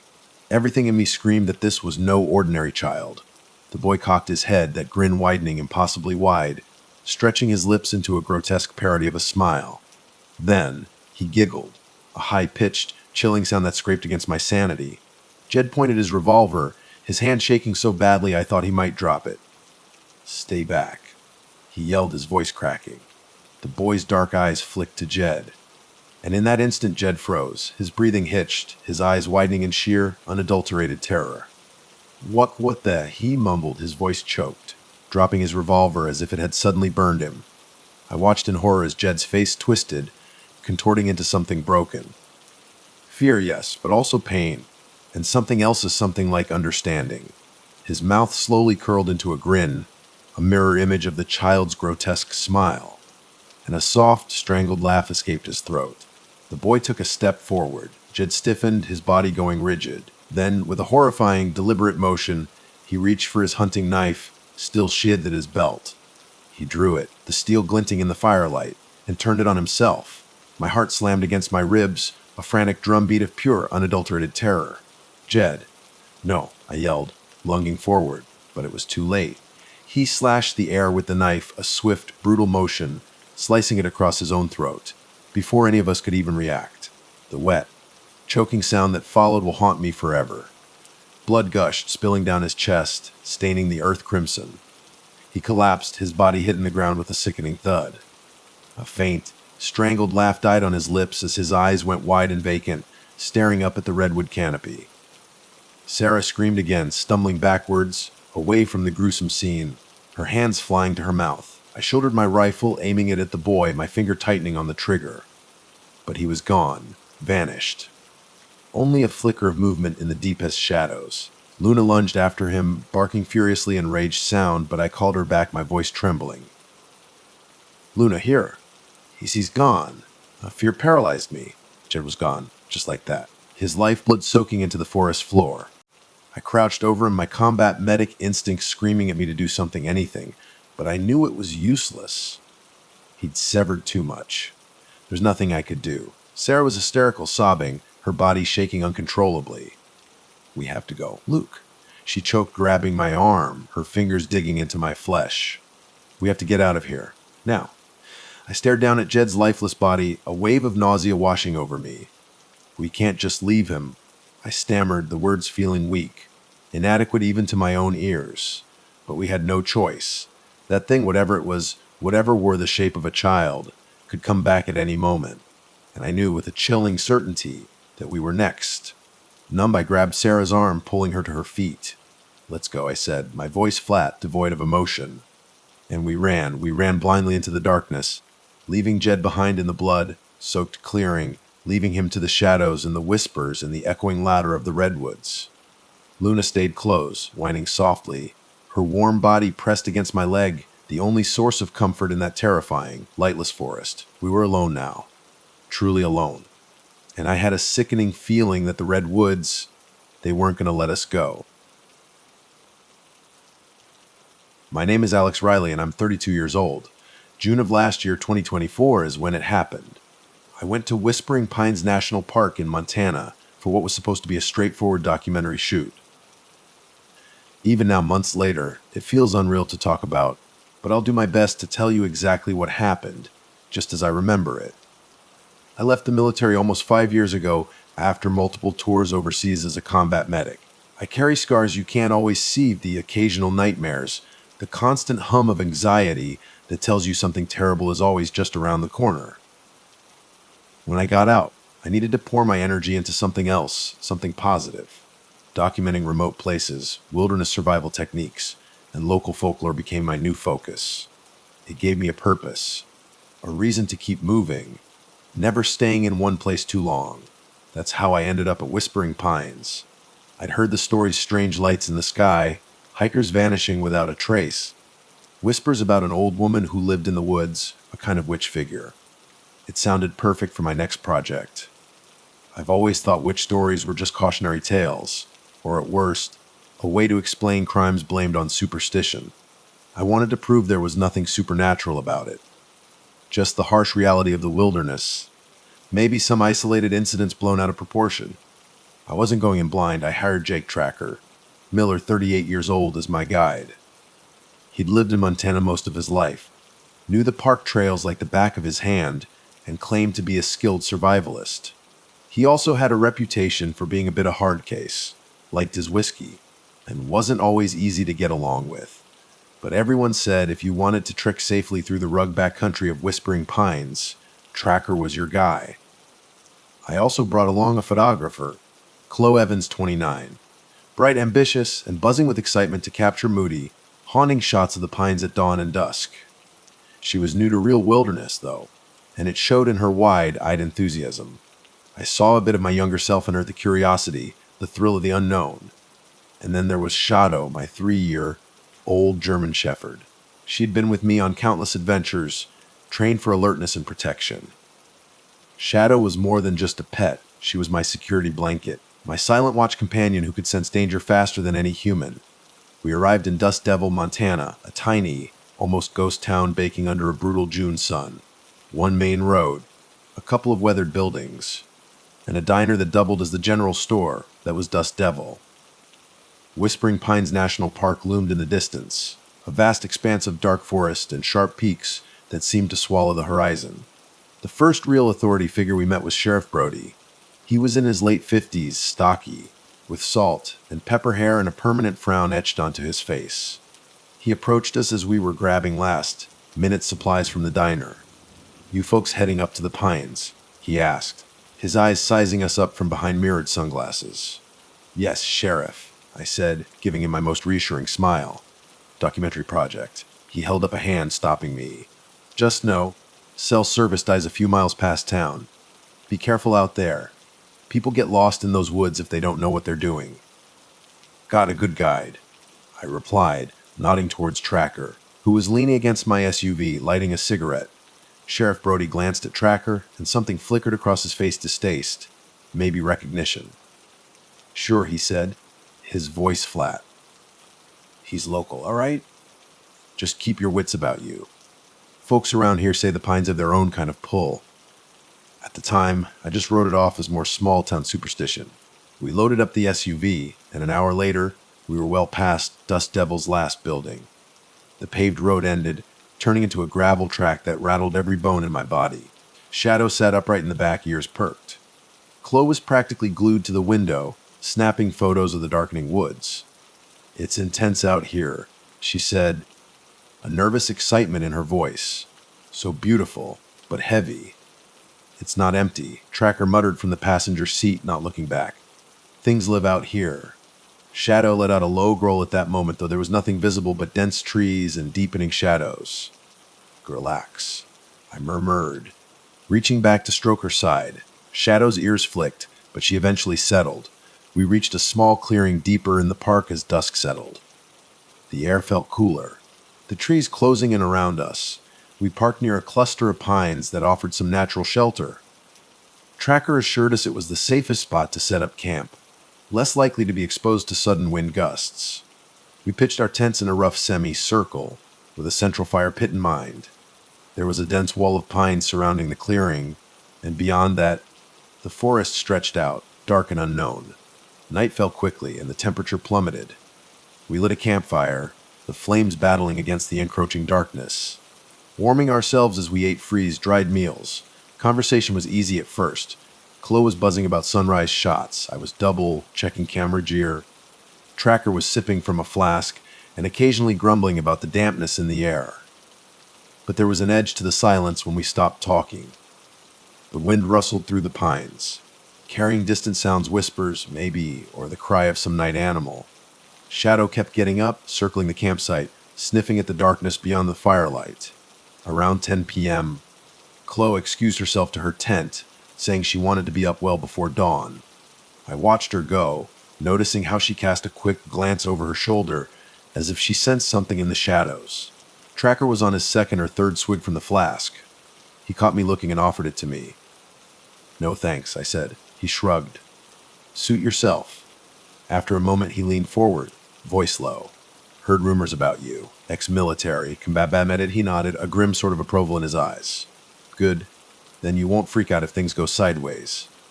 "Do you expect them to go sideways?" I asked, a knot forming in my stomach. "In my experience," he said, his voice rough. "It always does." With that, he stood and walked to his tent, leaving me alone by the fire. The flames danced, casting long, flickering shadows that played tricks on the surrounding trees. Shadow sat close, eyes fixed on the darkness beyond the firelight, a low rumble in her chest. I was about to call it a night myself when I heard it, a faint, lilting giggle like a child. It echoed once, then was gone. Shadow's ears shot up, and she growled again, a sharp, warning sound. I grabbed my flashlight and shone it towards where the sound had come from, seeing only trees and shadows. The hair on the back of my neck prickled. Just the wind, I told myself, trying to sound convincing even to my own ears. But the goosebumps on my arms wouldn't go away. Eventually, I crawled into my tent and tried to sleep, the unsettling giggle echoing in my mind. The next morning, we were up before sunrise, but only partly because Chloe was eager for the early light. Mostly, it was the wind. It had picked up overnight, buffeting our tents relentlessly, making sleep fitful and uneasy. Chloe was already scrambling around with her camera gear, wanting to catch the first rays of light filter through the pines. I took Shadow for a quick walk while Tracker fumbled with the camp stove, trying to get coffee going. We huddled around the small stove as the sun finally crested the horizon, painting the forest in streaks of orange and gold. Chloe looked genuinely excited, showing me some of the shots on her camera screen. Dramatic silhouettes of the pines against the fiery sky. But in one photo, zoomed in on a distant ridge, I thought I saw something faint, something off. A dark, hunched outline, almost like a figure standing at the edge of the trees. It was so small and indistinct in the frame, it could easily have been a trick of the light. Probably just a weird rock formation, I said, trying to sound more confident than I felt. I needed to reassure both Chloe and myself. She nodded, chewing her lip. Her initial enthusiasm dampened slightly. Yeah, probably. We decided to break camp after a quick breakfast and head out for our hike. Tracker had talked about a rumored cave system, deep in the park that wasn't marked on any official maps. That was our goal for the day. All set, I asked, strapping on my backpack. Shadow was already harnessed, tail wagging with anticipation, or maybe just the promise of movement. Tracker checked his rifle. He'd insisted on bringing it, claiming it was for mountain lions or bears. I suspected he just never went anywhere unarmed. Ready as I'll ever be, he grunted. Chloe fiddled with the straps on her camera bag, nodding. And we started off deeper into Whispering Pines. The day was already hot, even in the early morning, and the terrain was rough, a constant up and down over fallen logs and rocky paths. Every few hours, we paused to rest or film. I did short pieces to camera, describing the environment, the local folklore, trying to sound enthusiastic and professional even though a growing unease was gnawing at me. Chloe captured B-roll footage, twisted trees, sunlight dappling through the leaves, close-ups of strange fungi growing on fallen bark. As midday approached, we found ourselves in a narrow ravine. The trees thinning out, replaced by steep rock walls that snaked deeper into the park's interior. That's when Shadow started acting strange again. She tugged hard at her leash, a low growl rumbling in her chest, her focus fixed on a rocky overhang above us. The moment I looked up, I saw it. A small arrangement of bones near the ledge, tied together with what looked like dried twine forming a crude circle. It hung there, swaying slightly in the breeze, like some kind of primitive wind chime. Chloe gasped, stepping back. What is that? Tracker exhaled, a shaky breath. Locals call those warning markers, means we shouldn't be here. Did you know about this? I asked, my voice sharper than I intended. He shrugged, avoiding my eyes, heard rumors. Didn't think they were real. Shadow let out a low whine, ears pinned back against her head. I lifted my camera, filming the strange ornament. The bones were small, definitely animal rabbits, squirrels, maybe coyotes, I couldn't tell. But each one had been meticulously cleaned, bleached white by the sun and time. A cold wave of unease washed over me. We decided to press on deeper into the ravine, but I logged the coordinates of the bone marker in my GPS. If someone was out here doing this, it wasn't just spooky, it was deliberately unsettling. Threatening, even. Around mid-afternoon, the ravine walls narrowed even further, forcing us to scramble over large boulders. The air grew heavy still, and the silence was almost absolute, broken only by our own breathing and the crunch of our boots on loose rock. Finally, after what felt like hours of climbing, Tracker pointed to a narrow opening in the rock face, almost hidden behind a curtain of vines.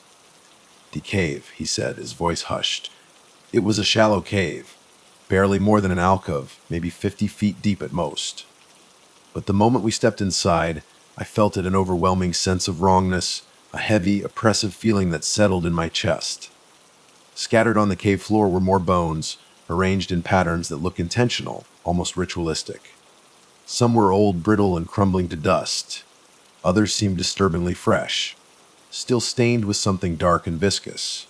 The air inside was thick with a musty, earthy smell, overlaid with a faint, metallic tang that made my stomach churn. Chloe covered her mouth with her hand, gagging softly. Tracker cursed under his breath, shifting his rifle in his hands. Shadow barked, the sound echoing unnaturally loud against the stone walls. I was about to suggest we turn around, get out of this place, when Chloe suddenly spotted something glinting near the back wall of the cave. She crouched down, brushing aside some loose stones, and picked it up. It was a cheap plastic bracelet, the kind kids wear, bright pink and flimsy. It read, Hell Ily, in peeling glittery letters. Could be from a hiker's kid, I said, but even as the words left my mouth, I knew I didn't believe it. Not here, not in this place. The hair on my arms stood up again, the same prickling sensation I'd felt by the campfire the night before, only stronger now, colder. We didn't need to say anything. We all felt it. This place said it was wrong. We left the cave quickly, almost stumbling over each other in our haste to get out into the sunlight. We started heading back towards camp, the unspoken agreement hanging heavy in the air. We were done exploring caves for this documentary. Nobody spoke much on the trek back. Chloe was visibly shaken, her usual bubbly energy completely gone. Tracker was gruff and silent, his jaw tight. And I felt an anxious pressure building in my chest, a sense of dread that was hard to shake off. Whispering Pines was no longer just a location for my documentary. It was starting to feel like a trap. When we finally reached camp, the sun was low in the sky, casting long, distorted shadows from the pines. We moved like automatons, setting about gathering firewood, starting a fire, and preparing a silent dinner. The mood was thick with tension. Tracker kept taking swigs from his flask, though not enough to get properly drunk. Just enough to maintain a steady, surly edge. Chloe spoke softly, breaking the heavy silence. Do you think that cave was used by, I don't know, some kind of group? Tracker shrugged, poking at the fire with a stick. There have been rumors, he said, his voice low. Smugglers used to hide out in these parts. Bandits even earlier than that. Then folks started talking about her. Chloe asked, her voice barely a whisper. Yeah, Tracker said, not meeting her eyes. Which? They call her Pine Mother. Some say she's older than the trees themselves, wandering these woods, living off whatever she finds. I rolled my eyes, trying to mask my unease with a show of skepticism. Local legends always blow things out of proportion. Probably just some twisted person messing around with animal bones, right? Chloe nodded slowly, but she didn't look convinced. We ate our freeze, dried meals in relative silence, the crackling fire the only sound louder than the wind sighing through the pines. Finally, I said, I'm going to bed. Want to get an early start in the morning, see if we can hike out and maybe interview some locals about this Pine Mother legend. Tracker just grunted in response, and Chloe nodded numbly. I crawled into my tent, zipped it shut, and tried to settle down, Shadow curled up at the foot of my sleeping bag. I was half asleep when I heard Shadow growling again, low and continuous, a deep rumble that vibrated through the tent floor. Then I heard it, a sound I'll never forget. A child's voice, clear as a bell, calling out for help. Please help me, it said, faint and echoing, carried on the wind. Help me. My eyes snapped open. I sat bolt upright, adrenaline surging through me. Shadow was rigid, staring towards the tent flap, a low, menacing growl building in her chest. Chloe's and Tracker's tents were still zipped shut, silent. The voice came again, closer this time, clearer. Help me, I'm hurt. Without thinking, I grabbed my flashlight, unzipped the tent, and stepped outside, Shadow instantly at my side, a dark shadow in the dim moonlight. The wind was a little stronger now, carrying a damp chill. I scanned the campsite, the beam of my flashlight cutting through the darkness. Hello. I called out, my heart pounding against my ribs. Is someone there? Are you hurt? Where are you? No answer. Just the rustle of pine needles under the wind, the sighing of the trees. Then, from the far side of the small clearing, beyond the cluster of pines, I thought I saw movement, a small fleeting figure slinking away into the deeper woods. Or maybe it was just a shadow, cast by the shifting moonlight and my own flashlight beam playing tricks on my eyes. I hurried around the pines, Shadow padding silently beside me, flashlight beam dancing across the undergrowth. But there was no one there, just emptiness. The forest floor, littered with pine needles and fallen branches, stretched out into the darkness. My pulse hammered in my ears. Behind me, Tracker emerged from his tent, rifle in hand, his face etched with sleep and annoyance. What the hell are you doing? He growled, his voice rough with sleep. I turned, shining my beam back towards him, momentarily blinding him. You didn't hear that kid calling for help. He shook his head, his eyes narrowed against the sudden light. Nothing out here but coyotes. You sure you're not imagining things? I wanted to argue, to insist on what I'd heard, but the more I thought about it, standing there in the cold silence of the forest, the more uncertain I became. Maybe it was just the wind, playing tricks, preying on my already frayed nerves. Tracker pointed his rifle out into the darkness, as if daring something to show itself. Nothing did. Eventually, after a long, tense silence, we both went back to our tents. But sleep was a long time coming, and when it finally did come, it was fitful, haunted by whispers and shadows. The following morning, I woke to find closed tent wide open and empty, a cold fist clenched in my stomach. I scrambled out of my tent, adrenaline spiking. Tracker was nowhere to be seen either, but his tent was still zipped up, undisturbed.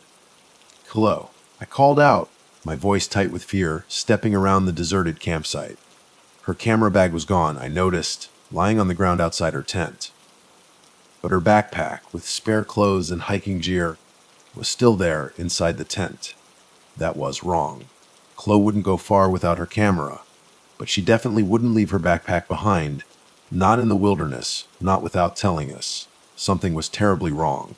"Chloe," I yelled again, my voice echoing in the morning stillness.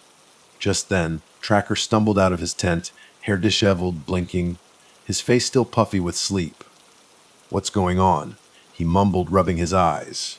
"She's gone," I said, pointing to Chloe's empty tent, the camera bag lying discarded on the ground. He frowned, finally seeming to register the seriousness of the situation. "Go on. Maybe she went ahead to get some sunrise shots. She was keen on that." He rubbed his face, trying to shake off the sleepiness. "Boot, she wouldn't just vanish. Not out here. Not without telling us." We started scouring the immediate area around the campsite, calling her name, our voices rising in panic. "Can you hear us?" Finally, Shadow picked up a scent. She started sniffing at the ground, her tail wagging tentatively, then took off, pulling at her leash, leading us away from the campsite, through a patch of sparse juniper trees and into a narrow ravine that we hadn't explored the day before. Halfway into the ravine, in a small, shadowed hollow, we found it. Chloe's phone lying face down in the dirt. The screen was cracked, spiderweb fracture spreading across the glass. My gut twisted in fear, and then I saw it. Blood. A dark smear on the rocks, a small, sickening trail leading into a deeper, narrower crevice in the ravine wall. We followed the blood trail, hearts pounding in our chests, the silence of the forest amplifying the dread. "Chloe," I yelled again, my voice echoing off the cold rock walls. "Chloe, can you hear me?" We turned a sharp corner in the crevice, and the blood trail ended. Abruptly, Chloe was nowhere to be seen. In its place, lying on a flat rock, was one of her hiking boots. Stained crimson, Tracker swore violently, a string of curses erupting from his lips. He spun around, scanning the heights of the ravine, his rifle raised, searching for any sign of movement, any sign of anything. But there was nothing.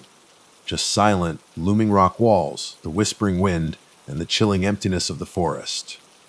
Shadow sniffed at the air, whining softly, but the scent trail seemed to vanish at the blood-stained boot, leaving us with nothing but a gaping void of fear and the horrifying certainty that something terrible had happened to Chloe in the heart of Whispering Pines. Shadow sniffed the air, whining, but the trail seemed to vanish at the blood-stained boot. Could she have fallen? I asked, my voice trembling though the logic felt thin, desperate. Fallen, then crawled somewhere. Tracker's face was pale, his eyes wide with a dawning horror that mirrored my own. "No," he said, his voice barely above a whisper. "No fall could do this. We needed to look for her. Now." For hours, we combed the ravine and the surrounding woods, calling Chloe's name until our voices were hoarse. We found no footprints except our own and Chloe's initial tracks leading into the ravine. No drag marks, no sign of a struggle beyond the blood smears and the single, horrifyingly abandoned boot. It was as if she'd been lifted away, vanished into thin air. A cold pit of dread formed in my stomach, heavier and colder than anything I'd ever felt before. Those bone markers, the child's voice, in the night the unsettling giggle, the feeling of wrongness in the cave, it all coalesced into a terrifying certainty. Something was very, very wrong in Whispering Pines. By mid-afternoon, we were exhausted, dehydrated, and no closer to finding Chloe. We had to go back to Dust Devil, inform Sheriff Brody. Maybe try to get a real search party organized. I noticed Tracker was trembling slightly, sweat plastering his shirt to his back. It was more than just the heat. He was radiating a frantic, almost panicked energy.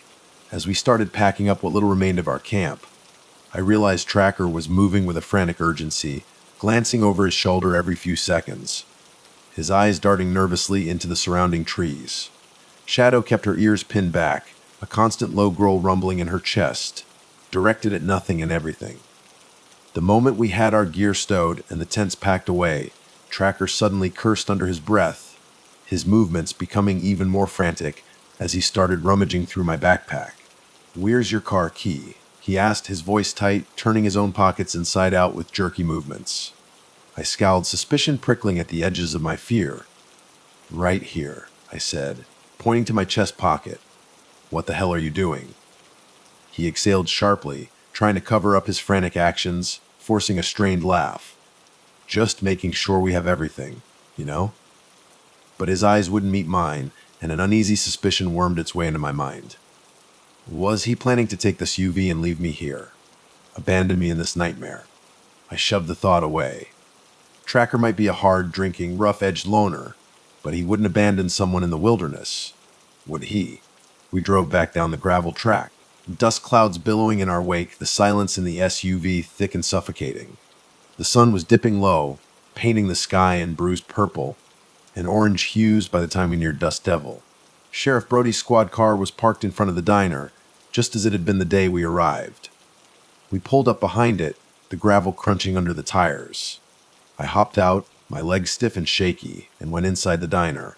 Sheriff Brody was sitting at the counter nursing a cup of coffee, the same stern frown etched on his face. "Sheriff," I said, breathless, my voice cracking with exhaustion and fear. "Our friend Chloe, she's missing. We found blood. We think she might be hurt." "Hurt?" he repeated, staring at me for a long, unreadable moment, his eyes cold and assessing. "Where?" I explained everything, my words tumbling out in a rush, the ravine, the blood, the bone markers, the unsettling cave. He listened in silence, his expression unchanging. When I finished, he sighed heavily and stood up, walked outside with me, his gaze lingering on Tracker as he emerged from the SUV. He gave Tracker a curt nod, then examined my SUV, circling it slowly, almost like he was searching for something. Finally, he said, "Show me on a map." We laid out a crumpled topographic map on the hood of my SUV, the wind whipping at the edges. I pointed to the approximate area of the ravine, the cave. Sheriff Brody squinted at the map, then scratched his jaw, his gaze distant. "You're saying she just disappeared?" he asked, his voice flat, devoid of emotion. "Yes," I said, my voice rising in desperation. "She wouldn't wander off. There was blood, Sheriff. This is serious." He let out a long breath, his eyes darting between me and Tracker, a flicker of something unreadable in their depths. "We can take a look," he said slowly, deliberately. "But out here things get strange. People get lost sometimes. Sometimes we find them. Sometimes we don't." I bristled at his dismissive tone, the casual indifference in his voice. "She's not just some lost hiker, Sheriff. Something happened to her. There's evidence of foul play." The words felt weak, inadequate to describe the terror I felt. "Foul play," Sheriff Brody echoed, his eyebrows raised in a sardonic arch. "You got an argument with this Chloe." I felt my anger flare, hot and sudden. "No." "Why would you ask that?" He shrugged, his gaze sliding away. "People do desperate things in the desert heat. Heat stroke, anger, petty fights, then someone ends up missing."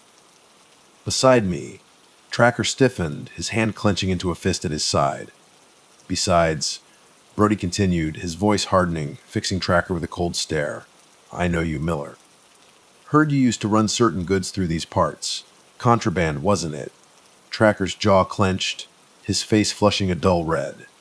"That's in the past, Brody. Way in the past." The sheriff just stared at him, letting the tension stretch and thicken in the air between them. Then he spoke again, slowly, deliberately, his eyes still fixed on Tracker. "I'll send a couple of my deputies to scout the area in the morning. First light. Until then, I suggest you two stay in town."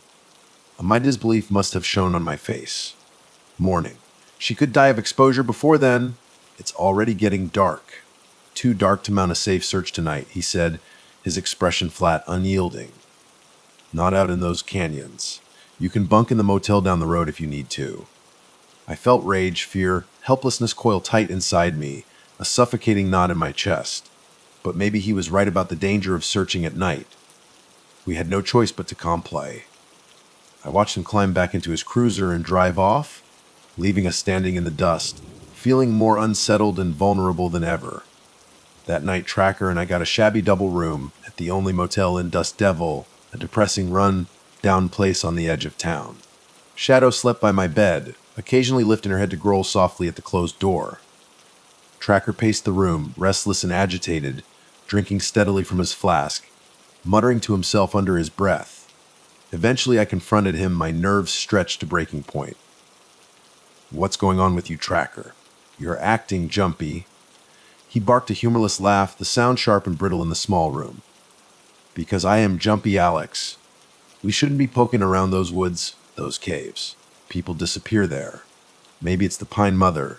Maybe it's local criminals. Hell, maybe it's both.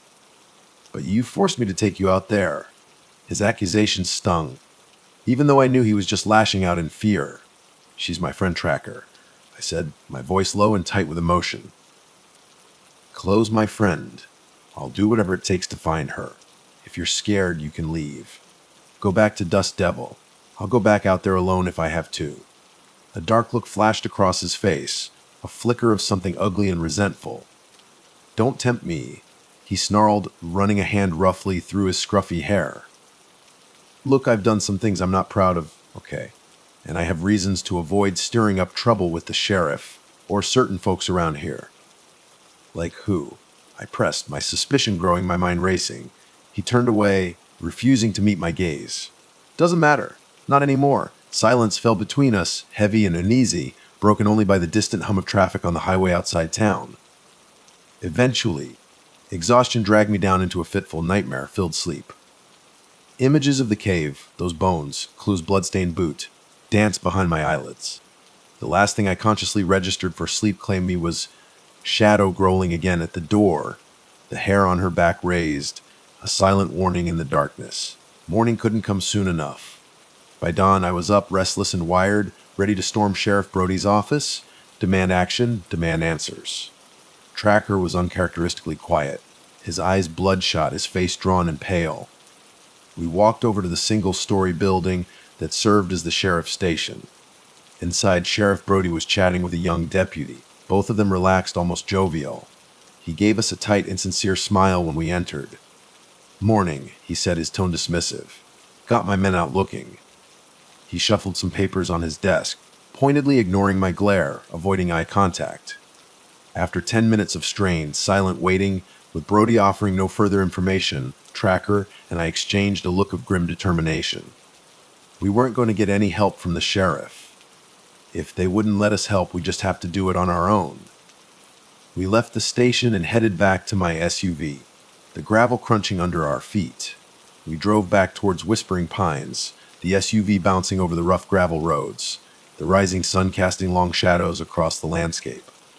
When we reached the rough clearing that had been our campsite, I noticed something was off immediately.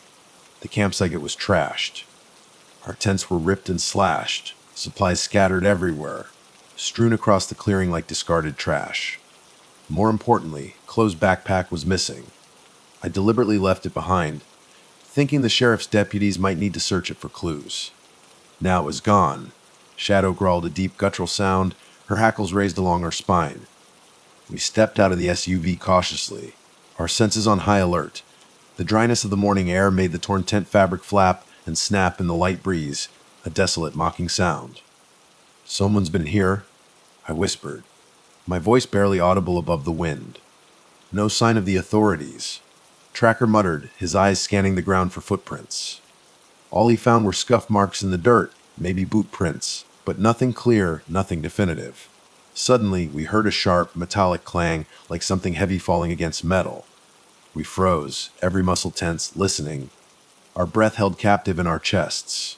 Then, from behind a large cluster of boulders at the edge of the clearing, a figure emerged. Another deputy, wearing the same tan uniform as Sheriff Brody, stepped out into the clearing. He stared at us for a moment, his face obscured by the shadow of his hat, then quickly raised a rifle, pointing it directly at us. "Hold it right there," he barked, his voice rough and commanding. I lifted my hands slowly, palms open, trying to project calm, trying to keep Shadow from reacting. Tracker swore under his breath and dropped his own bag heavily onto the ground, his hands raised in a gesture of surrender. The deputy frowned, stepping closer, recognition dawning in his eyes. "You're supposed to be out of here," he snapped, his voice laced with irritation and something else you knees. "We came to help find Chloe," I said, my heart pounding against my ribs, trying to keep my voice steady even. He lowered the rifle slightly, his gaze shifting nervously around the clearing, still looking uneasy. "Search is over," he said, nodding vaguely towards the deeper woods, the shadowed ravines. "Nothing to see here. Best you head back to town." Now, before I could protest, could question him, he raised his rifle again, the movement sharp and threatening. The message was clear: we weren't welcome here. We were being ordered to leave. Tracker and I slowly backed away, our eyes locked on the figure of the deputy, until we reached the SUV. We scrambled inside, slamming the doors shut, the sound echoing in the sudden silence. "You see that patch on his uniform?" Tracker asked in a low, urgent voice, his eyes wide with adrenaline and fear. "The one on his shoulder. It was old. Worn out. The real deputy patches, they look new. I've seen Brody's men before. That guy, that wasn't one of them." A cold dread, colder than anything I'd felt before, ran down my spine. "You think he's impersonating a deputy?" "Wouldn't be the first time," Tracker said grimly, starting the engine, his hands shaking slightly on the wheel. "Criminals. Smugglers, they used old uniforms out here sometimes. Might be some kind of hush-hush operation." I glanced at him, then back at the figure of the false deputy, still watching us from behind the boulders. "You think the real sheriff might be in on it, or they'd have arrested that phony?" Tracker shook his head slowly, his face grim. "I don't know, Alex. But this is bigger than we thought. Way bigger." We decided to drive around the perimeter of Whispering Pines, keeping to the rough tracks and back roads, looking for any sign of a real search party, any sign of anything official. But there was nothing. After hours of fruitless scanning, the sun climbing higher in the sky, baking the landscape, we ended up in a remote section of the park, a canyon we hadn't explored yet. We parked near a steep slope that led down into a narrow shadowed wash. It was eerily quiet, even the wind seemed to have died down. Shadow barked suddenly, a sharp, urgent sound, jumping out of the SUV and bounding ahead of us down the slope. We followed her, scrambling down the loose rocks and dirt to a small alcove in the rock face, another cave hidden behind a thick curtain of scrub brush. As soon as I got close, a full smell hit me, a cloying, sickening stench that made my stomach lurch. Inside the cave we found them, skeletal remains, dozens of them. Some were just bones bleached white and brittle with age. Others still had strips of mummified flesh clinging to them, leathery and dark.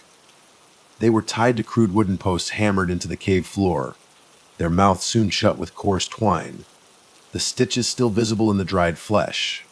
An arrangement of bones, larger and more elaborate than the markers we'd seen before, formed a grotesque ring around the posts.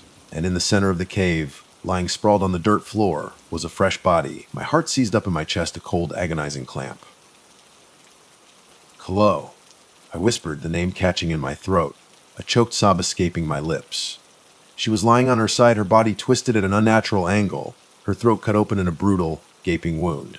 Her eyes were missing, just empty, blood-filled sockets staring blankly upwards. Her camera lay smashed beside her, its lens cracked and shattered. Shadow whimpered, tail tucked between her legs, pressing against my side, a low, mournful whine escape in her.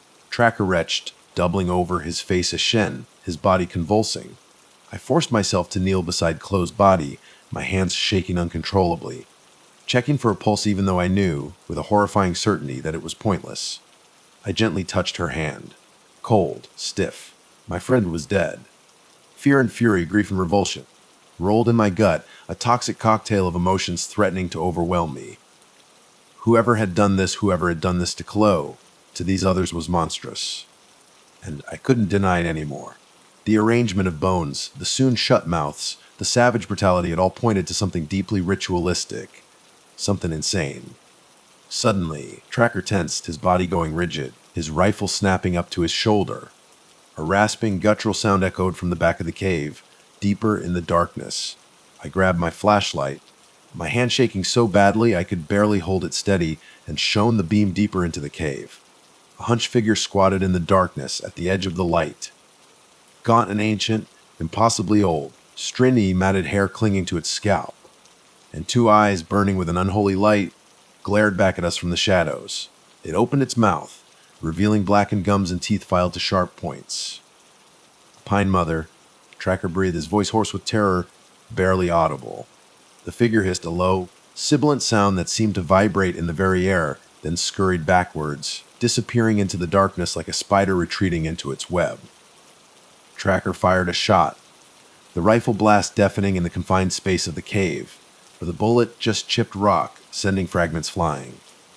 I wanted to pursue it, to chase that thing, to end this madness, but the stench of death, the horrifying sight of Chloe's violated body, kept me rooted to the spot, paralyzed by a primal fear I'd never known before. In seconds, the figure was gone, vanished into a hidden tunnel in the back of the cave, leaving us alone with the dead and the lingering stench of evil. We backed out of the cave slowly, stumbling, the shock of what we'd just witnessed overwhelming, suffocating. The second we emerged back into the sunlight, blinking against the sudden brightness, we heard voices. Echoing from the canyon walls, bouncing off the rocks, male voices shouting, "Get closer. I didn't want to meet any more deputies. Real or fake?" "Let's go," I said, my voice trembling, barely recognizable, my legs shaking so badly I could barely stand. Tracker nodded, his face a mask of shock and grief. We hurried back up the slope to his SUV, our movements jerky and uncoordinated. But as we tried to start it, the engine sputtered, coughed, and died, refusing to turn over. Tracker popped the hood, cursing under his breath. "Battery cables," he said, his voice tight with fury and despair. "Severed. Someone's tampered with them." A shot rang out, cracking through the morning air, ricocheting off a rock near us, sending splinters of stone flying. We ducked behind this SUV, adrenaline spiking, shadow barking furiously, a frantic protective roar. Another bullet whined overhead, dangerously close. Tracker grabbed his rifle, his movements suddenly sharp and focused, his military training kicking in. He returned fire, the crack of his rifle echoing through the canyon, a desperate sound of defiance. I fumbled for my set arm, my personal pistol, tucked into my waistband, my hands shaking so badly I could barely grip it. In the chaos, in the sudden eruption of gunfire, we saw them. Figures dressed in mismatched uniforms, emerging from the scrub brush, scrambling over the rocks, closing in on us. One of them yelled, his voice distorted by distance and echo. "Don't let them escape, get them." "We gotta move," Tracker shouted, grabbing my arm, pulling me away from the SUV. We sprinted away from the vehicle, deeper into the rocky terrain. Away from the gunfire, away from the approaching figures. Shadow bounded ahead of us, a dark, valiant shadow scouting the path, her barks echoing in the canyon. Bullets kicked up dust and rock fragments around us, whizzing past our heads. My heart pounded so loud in my ears I could barely hear anything else. We kept running, scrambling over boulders, leaping across narrow crevices, pushing ourselves beyond exhaustion until the gunfire finally faded into the distance, swallowed by the vastness of whispering pines. Eventually, we collapsed, panting and exhausted, in a small slot canyon hidden deep in the maze of rock formations. "What the hell was that?" I gasped, my chest heaving, my lungs burning, the taste of fear bitter in my mouth. Tracker shook his head, his face grim, his eyes haunted. "Smuggler's cult, I don't know, Alex. Maybe Brody's men. They sure as hell didn't want us leaving." I swallowed hard, the image of Chloe's violated body flashing behind my eyelids, the stench of death still clinging to my nostrils. She had to be one of many victims. Those skeletal remains, those soon-shut mouths, Pine Mother. I whispered, the name feeling heavy and cold on my tongue, trying to make sense of the senseless horror. "Some psycho living in these caves kidnapping people." He nodded grimly, his gaze distant, lost in the darkness of his own thoughts. "I told you not to poke around," he muttered, almost to himself. I wanted to slap him for that remark, for the bitter, useless "I told you so." But I also couldn't ignore the tremor in his voice, the way he was shaking, the sheen of tears in his eyes. He might have been rough around the edges, a hard case, but seeing Chloe like that had shattered him too. We spent the night hidden amongst the rocks, too afraid to light a fire, the darkness pressing in around us, heavy and oppressive. Shadow stood guard, a silent, watchful sentinel, occasionally growling at unseen threats in the darkness. At one point, in the dead of night, I thought I heard chanting in the distance, faint and carried by the wind, a low, rhythmic drone that sounded like multiple voices, or perhaps just an echo, playing tricks on my exhausted mind. When dawn finally broke, painting the sky in pale, watery colors, our plan was clear. We had to get out of here. Get out of Whispering Pines, find real authorities, call in the FBI if the local sheriff was compromised. We were done playing around. This was no longer a documentary. It was a fight for survival. We carefully made our way out of the Slot Canyon, traveling light, leaving most of our gear behind. Before we left the hidden rocks, Tracker confided in me, his voice low and strained. I used to run with some guys' smugglers, stolen goods mostly, through these woods. We were told never to go near certain caves. Pine Mother territory, they said. Those who did sometimes never came back. The local police, they either turned a blind eye or were in on it. It made a twisted, horrifying kind of sense. Some local legend of a witch, combined with criminals using fear and superstition to keep people away from their illegal operations. And perhaps, chillingly, there really was some monstrous woman out here, a relic of superstition made flesh and blood, preying on the lost and vulnerable. Either way, Clue's murder was proof enough that something monstrous was real, human or otherwise, lurking in the shadows of Whispering Pines. We hiked for hours, avoiding trails, sticking to the dense undergrowth, half expecting more armed men to emerge from the trees at any moment. Our goal was to circle around to a different highway, maybe hitch a ride to the next county, get somewhere safe, somewhere with real law enforcement. By noon, we were dehydrated, nerves frayed to the breaking point, our bodies pushed to their limits. That's when Tracker collapsed. He just crumpled to his knees on the forest floor, gasping for breath, his face contorted in pain.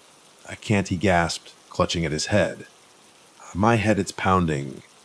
Concerned, I helped him sit back against a large boulder, Shadow whimpering, nudging his leg with her nose. His skin was clammy, ice cold to the touch, his eyes glassy and unfocused.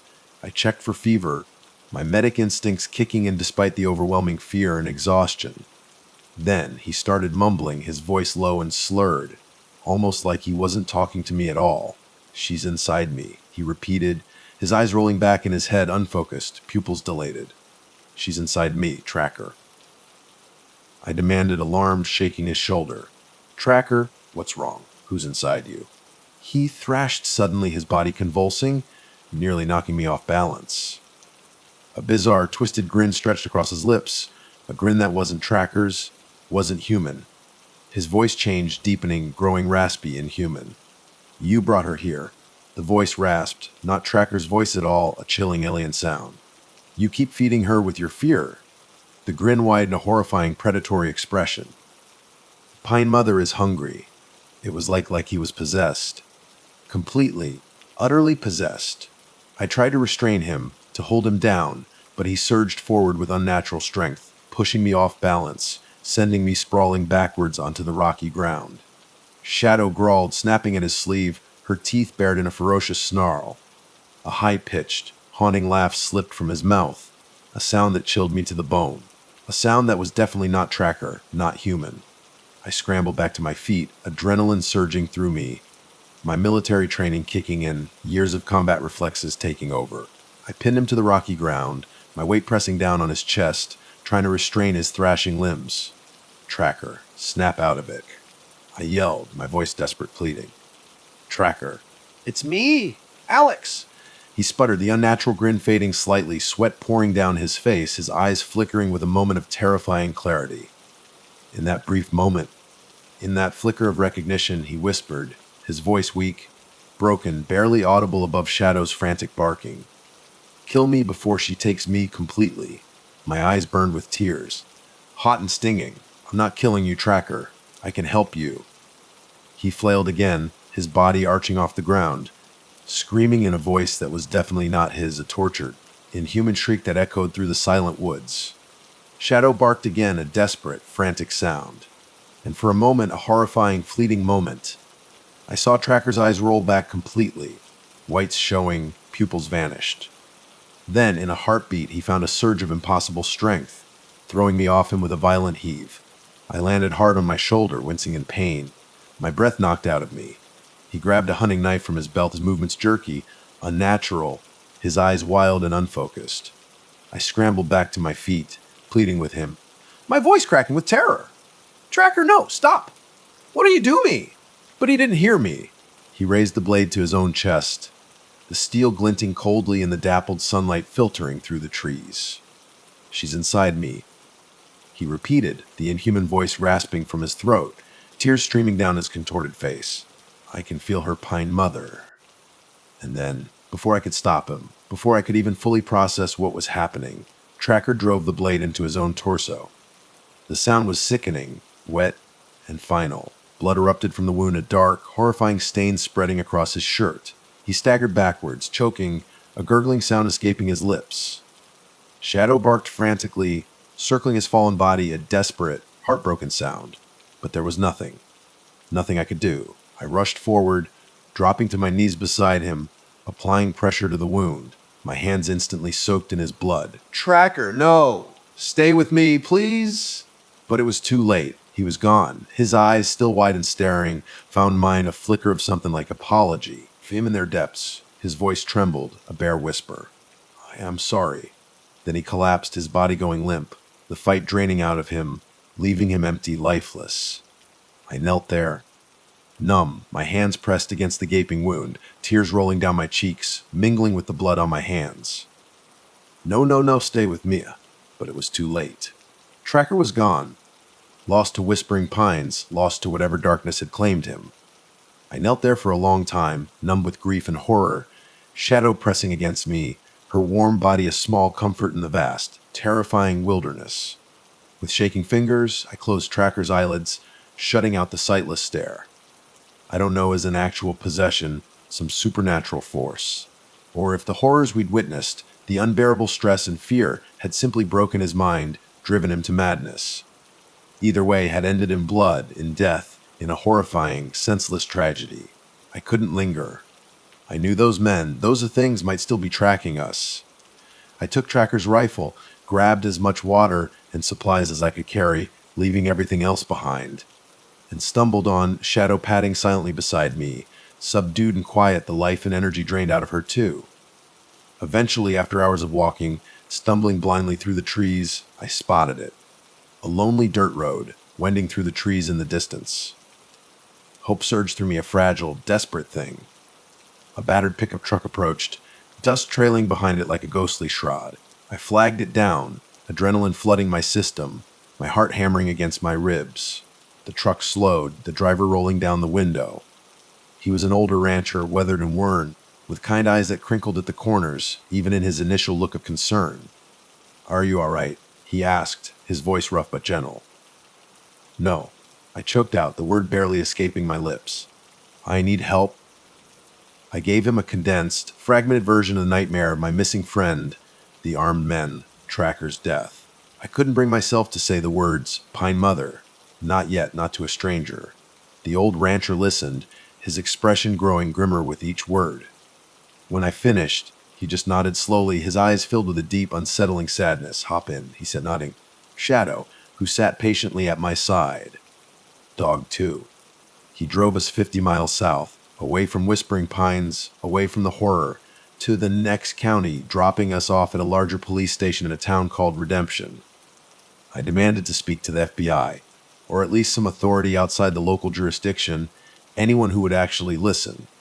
The local cops were skeptical at first, dismissive, just like Sheriff Brody. But once I told them about finding multiple bodies in the cave, about Chloe, about the ritualistic arrangements, they finally made some calls. Over the next few days, FBI agents arrived. Serious-faced men in dark suits, who interviewed me for hours, their questions sharp and probing.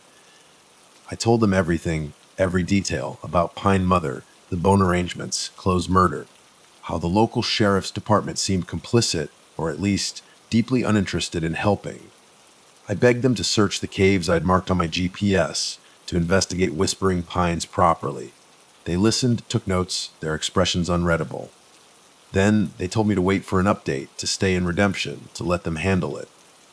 Days passed with no word, just passed in agonizing silence. When I finally pressed for information, desperate for any kind of answer, any kind of closure, they gave me a carefully worded, official-sounding statement. The cave I'd indicated, they said, had collapsed in a recent rock slide. No remains found, no evidence discovered. Sheriff Brody, when questioned, insisted he knew nothing about any false deputies or missing persons. Claimed he had never sent men into the area. The official line, the one they were sticking to, was that Chloe likely died in a hiking accident, a tragic fall, and that tracker, distraught and unstable, must have run off with her supplies, leaving me stranded. My story, they implied, was the hallucination of a stressed, out veteran, a combat medic traumatized by the wilderness. It was infuriating, a blatant cover-up, a deliberate dismissal of everything we'd seen, everything we'd experienced. My documentary footage, the supposed proof I'd gathered, was useless. When I checked my camera's memory cards, most of the files were corrupted, scrambled data, unrecoverable. The only salvageable clip was a short, shaky moment in the cave, panning across the bone-strewn walls, and then a single horrifying frame of Chloe's, turned towards the lens, her eyes wide, dark, and unreadable, as if the camera had captured her face right before something terrible happened. No official statement, no closure, no justice for Chloe or Tracker, or for any of the others in that cave. It felt like a deliberate cover-up, a sweeping under the rug of something dark and terrible. Maybe the FBI didn't want a public outcry over cult murders, over a potentially complicit sheriff's department. Maybe they thought it was too dangerous to investigate further, to poke into the darkness of Whispering Pines. I had no idea. I only knew that every lead was shut down, every question deflected, every attempt at truth met with a wall of official silence. A week later, broken and defeated, I left Redemption, left Montana, with Shadow by my side, the weight of unanswered questions and unresolved grief crushing me. I never recovered Chloe's body. I never saw Tracker's remains again. There's not a day that goes by that I don't think about them, about Whispering Pines, about the horror we found there. On my final night in the motel in Redemption, before I fled the state, I had a dream. I was back in that ravine, back in the oppressive silence of Whispering Pines, hearing a child's voice, faint and echoing, but this time it wasn't calling for help. This time it was calling my name, Alex. The voice whispered, just a breath on the wind, carried on the sighing of the pines. Alex. I bolted awake, sitting upright in the darkness, my heart hammering, cold sweat slicking my skin. Shadow was growling again, low and continuous, staring at the empty room, her eyes fixed on the mirror across from the bed. In the dim light filtering in from the street lamp outside, it looked like a shadow stood there, just behind my reflection, thin, angular, impossibly tall. When I fumbled for the lamp, snapping on the harsh overhead light, it was gone. Just my own pale, terrified face staring back at me from the glass. I wish I could say it ended with my escape from Montana, that I got therapy, wrote off the experience as a nightmare, a delusion brought on by stress and trauma. But the truth is, it hasn't ended. Every so often in the dev night, I'll get a phone call. No caller ID, just a blank screen. No answer when I pick up, just faint static on the line. And sometimes a scratchy whisper, barely audible, like dry leaves rustling in the wind. Alex. I tell myself it's spam, a crossed line, a trick of my imagination. That Pine Mother, if she's even real, can't reach me here, hundreds of miles away from Whispering Pines. But then I remember Chloe's eyes, carved out and empty, Tracker dying with that unnatural grin twisting his lips, Sheriff Brody's cold, knowing smirk. And I know deep down that it's not over. There's a darkness in those pines, something older and crueler than any single person, whether it's a demon, a witch, or simply evil men using superstition as a mask. I can't say for sure, but I've warned everyone I know, everyone I care about, to stay far, far away from Whispering Pines National Park. I left a piece of my soul there, along with Chloe and Tracker. I still see them in my nightmares sometimes. Sometimes I hear that child's laughter, that chilling giggle in the wind. And I know, with a certainty that chills me to the bone, that Pine Mother is still out there, in the heart of the pines, feeding on whoever is unlucky enough to wander into her domain. I only hope the next traveler who stumbles upon those woods, who hears the whispers on the wind, hears my warning in time. Because if they don't, whispering pines will consume them too. My name is Sarah and I'm 32. What I'm about to tell you happened back in August of 2022. It was in a forgotten corner of West Virginia near the almost ghost town of Silent Creek. I wish I could say I'm certain of what I saw, but the further I get from that summer, the less sure I am of anything except the fear that still sticks to me. I work as a freelance journalist, and I specialize in abandoned places. I've traveled all over documenting forgotten amusement parks, ghost towns, and places rumored to be crime scenes. So when I heard whispers about a spot outside Silent Creek linked to some disappearances, I was hooked instantly. Local gossip said a few people had vanished there over the years, mostly women. Some folks swore it was an old human trafficking site. Others whispered about an evil presence in an old barn on the property. Even with those wild rumors, I couldn't resist checking it out. To get some visuals, I reached out to my ex, Chris. Chris was a skilled photographer, and I needed photos to pitch a story to a bigger news outlet. Mark was hesitant at first, but the idea of a potentially viral exposure got him on board. Our setup was awkward. We'd ended things badly. He was fun and adventurous, but also had a manipulative side that always kept me on edge. This time, though, he promised it was strictly business. To navigate the back roads near Silent Creek, we hired Jed, an older ranch hand who knew the area and was happy for the extra cash. Jed was in his 50s, gruff and superstitious. He kept muttering about the land being clean and warned us not to stay past dark. Whether it was just local folklore or something more, he wouldn't say. My Rottweiler, Shadow, came along for the ride. She was loyal and had an incredible sense of danger. I'd learned to trust her instincts. If Shadow didn't like something or someone, it was time to pay attention. We arrived in Clay County just as the sun dipped behind the thick woods. The drive took us off any real roads and onto pothole-filled dirt tracks. Chris complained our set-in wasn't built for it. Jed's old pickup led the way, and I followed, gripping the steering wheel, determined to see this through. Finally, after almost an hour crawling along, Jed stopped in front of a beat-up farmhouse. We parked and stepped out into dead silence. The house's paint was peeling, and the porch sagged like it was exhausted. Down a small slope to our left was a barn, its roof caved in on one side, the doors half rotted. Shadow whined as soon as she sniffed the air. She wouldn't go near the barn, pulling on her leash, ears flat against her head. I'd never seen her so uneasy. Chris just raised an eyebrow, already snapping photos of the house, looking more excited than scared. Jed stared at the barn, eyes narrowed. "I'm telling you," said, voice low. "Bad things happened here. Used to be an old man lived on this land. He sealed off that barn, said no one should ever open it again. But people did, and then they vanished." He spat on the ground. "I'll show you around a bit, but I ain't staying long." A chill went down my spine. "What exactly happened here?" I asked. "You'll see soon enough," was all Jed said. We set up our tents in the farmhouse yard. The house was too dusty and falling apart to sleep in, and the barn reeked of rot. Normally, I might have driven back to town if things felt this off, but we'd come too far. I was determined not to leave empty-handed. As darkness fell, a summer storm started rolling in. Thunder rumbled in the distance, and the sky bruised purple. Shadow paced near my tent, whining. Chris and I huddled inside, looking at the day's photos on his camera. Most were typical shots of decay, collapsed beams, broken furniture, some personal items left behind. But one photo stood out, a child's shoe half buried in the dirt near the barn door. I hadn't noticed it earlier. "Looks fresh," Chris said, zooming in. "No dust or mold. Probably just some lost toy." "Maybe," I said, but I didn't believe it. Why would a kid be out here? Jed's voice cut through our thoughts. "You folks hungry? Let's eat quick before this storm really hits." We huddled around a small campfire, sharing a sad meal of canned soup and crackers. The wind picked up, and Shadow pressed close to me, eyes locked on the barn. The hairs on my neck stood up. The night was unnaturally quiet. No crickets, no owls, just the wind and the low rumble of thunder. Then came the footsteps. They crunched through the tall grass on the far side of the barn. We all froze. Shadow growled deep in her chest.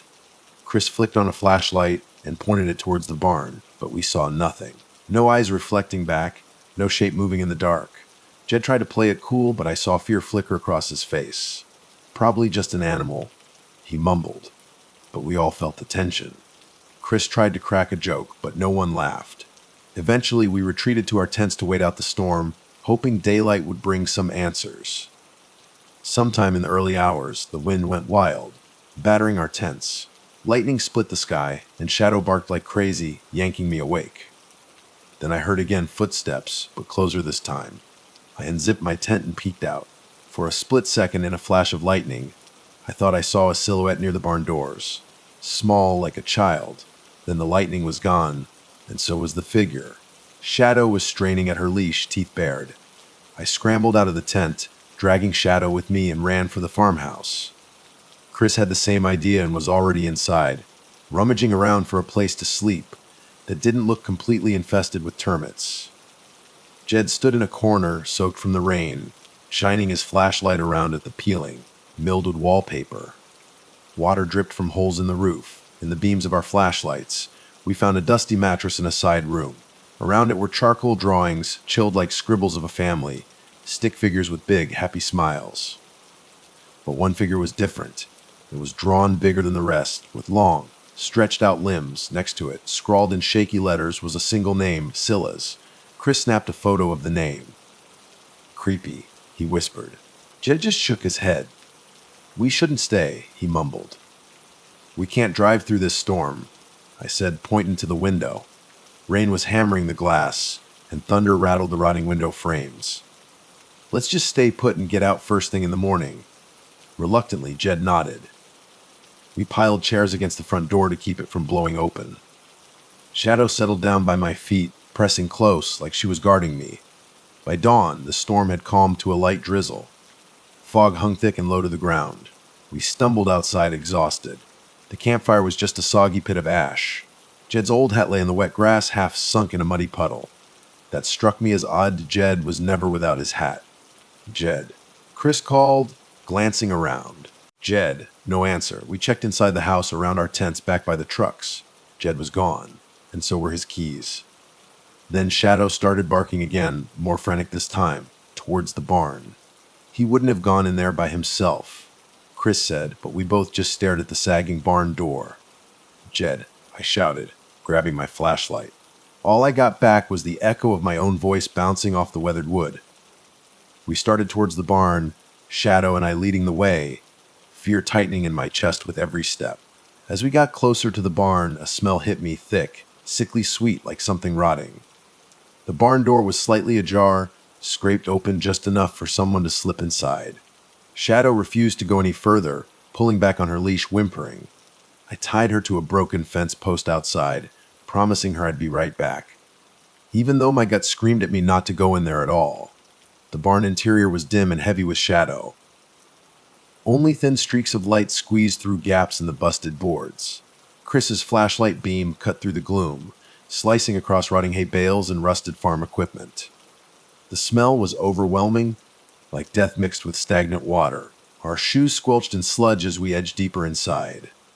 Then Chris cursed under his breath. His light was fixed on something in the straw, a battered cowboy hat, Jed's hat. Right next to it was a dark, wet patch that looked like blood. I crouched down, finger trembling, and touched it. Fresh. Suddenly we heard a soft whimpering like a child crying. It echoed through the barn, but I couldn't see anyone. My heart hammered against my ribs. We followed the sound, moving around a stack of crates. Huddled in a corner, lit by Chris's flashlight, was a boy, no older than 10, pale skin, messy hair, wearing dirty overalls. He looked up at us with huge, sorrowful eyes. "You found me," he whispered. His voice had a weird echo to it. "Mother." I froze. What was happening? "What's your name?" I asked, trying to keep my voice steady. The boy's lips twisted into a smile. "Silas." Chris took a step back, uneasy. "Is this some kind of joke?" He scanned the barn, but there was no one else. The child reached out a hand towards me, palm upturned, like he wanted me to hold it. "Are you hurt?" I asked, forcing myself to stay calm. He didn't answer. Slowly, he stood up. His bones seemed to crack in the silence, his joints moving in a way that didn't look right. Then I noticed his eyes. too dark, black in the center where there should have been color. He was staring at me with an intensity that made my skin crawl. Then Silas smiled again. His smile grew too wide, stretching his cheeks in a way that was unnatural. His teeth looked small and sharp. I stumbled back, nearly dropping my flashlight. Chris moved between me and the boy, but the child thing just tilted his head, as if amused. Lightning quick, he darted into the shadows. We spun around, flashlights sweeping everywhere, but the barn was a maze of broken tools and hidden corners. I heard scurrying footsteps behind us, the drip of water from the leaky roof. Then, out of the corner of my eye, I saw something suspended from the rafters, something bulky, wrapped in torn plastic. My stomach lurched. Chris raised his flashlight higher. Oh God! It was Jed. He was hanging from a thick chain, like livestock in a slaughterhouse. His torso was ripped open and trails glistening wetly in the dim light. Blood dripped onto the floor in a slow, sickening rhythm. The smell hit me full force, and I gagged, bile rising in my throat. Chris caught me before I could collapse. "We gotta get out," I managed to choke out, my voice shaking. As we turned to run, the barn doors slammed shut on their own, plunging us into near darkness. Chris threw his weight against them, but they wouldn't budge.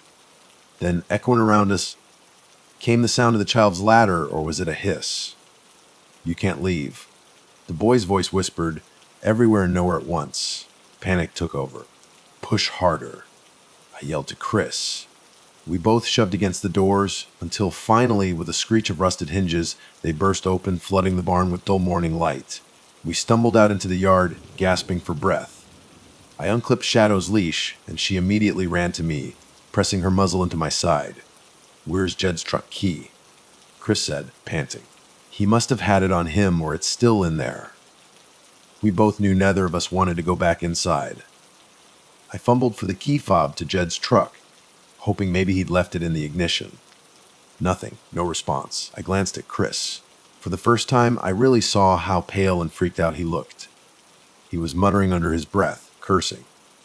This wasn't part of the plan, he kept saying. It was a weird thing to say. Lightning from the night storm had brought down some branches, partly blocking the path to my sedan. We sprinted towards it anyway, Shadow at my heels. I yanked open the driver's side door, and my heart sank. The ignition was wrecked. Someone had taken a blunt instrument to it and smashed it to pieces. Chris slammed a fist against the window in frustration. "We can't drive out," I yelled. I was about to ask about Jed's truck when I saw Chris already sprinting towards the old pickup. I followed, my heart pounding. The truck's hood was slightly open, wires dangling from the engine. Sabotage 2. It felt like the world was collapsing around me, and I was trapped in some kind of nightmare. Chris whirled around, his eyes wild, accusing. "This is your story, Sarah. Your big scoop, right? Dragging me out here for your career." I was stunned by his sudden anger. "Are you kidding me? You volunteered for this." He let out a harsh, humorless laugh, glaring at me. "I can't believe I let you talk me into coming here." And then, without another word, he started jogging away from the farm, heading down the muddy road we'd come in on. "We'll have to walk out," he yelled back over his shoulder. I followed him, Shadow at my side, disbelief and betrayal churning in my gut. The sky had cleared a bit, but the road was still thick with mud and littered with broken branches. Thunder rumbled in the distance, a leftover growl from the storm. Each step felt like wading through quicksand. Chris walked faster than I could, and a few times I had to call out to him to slow down.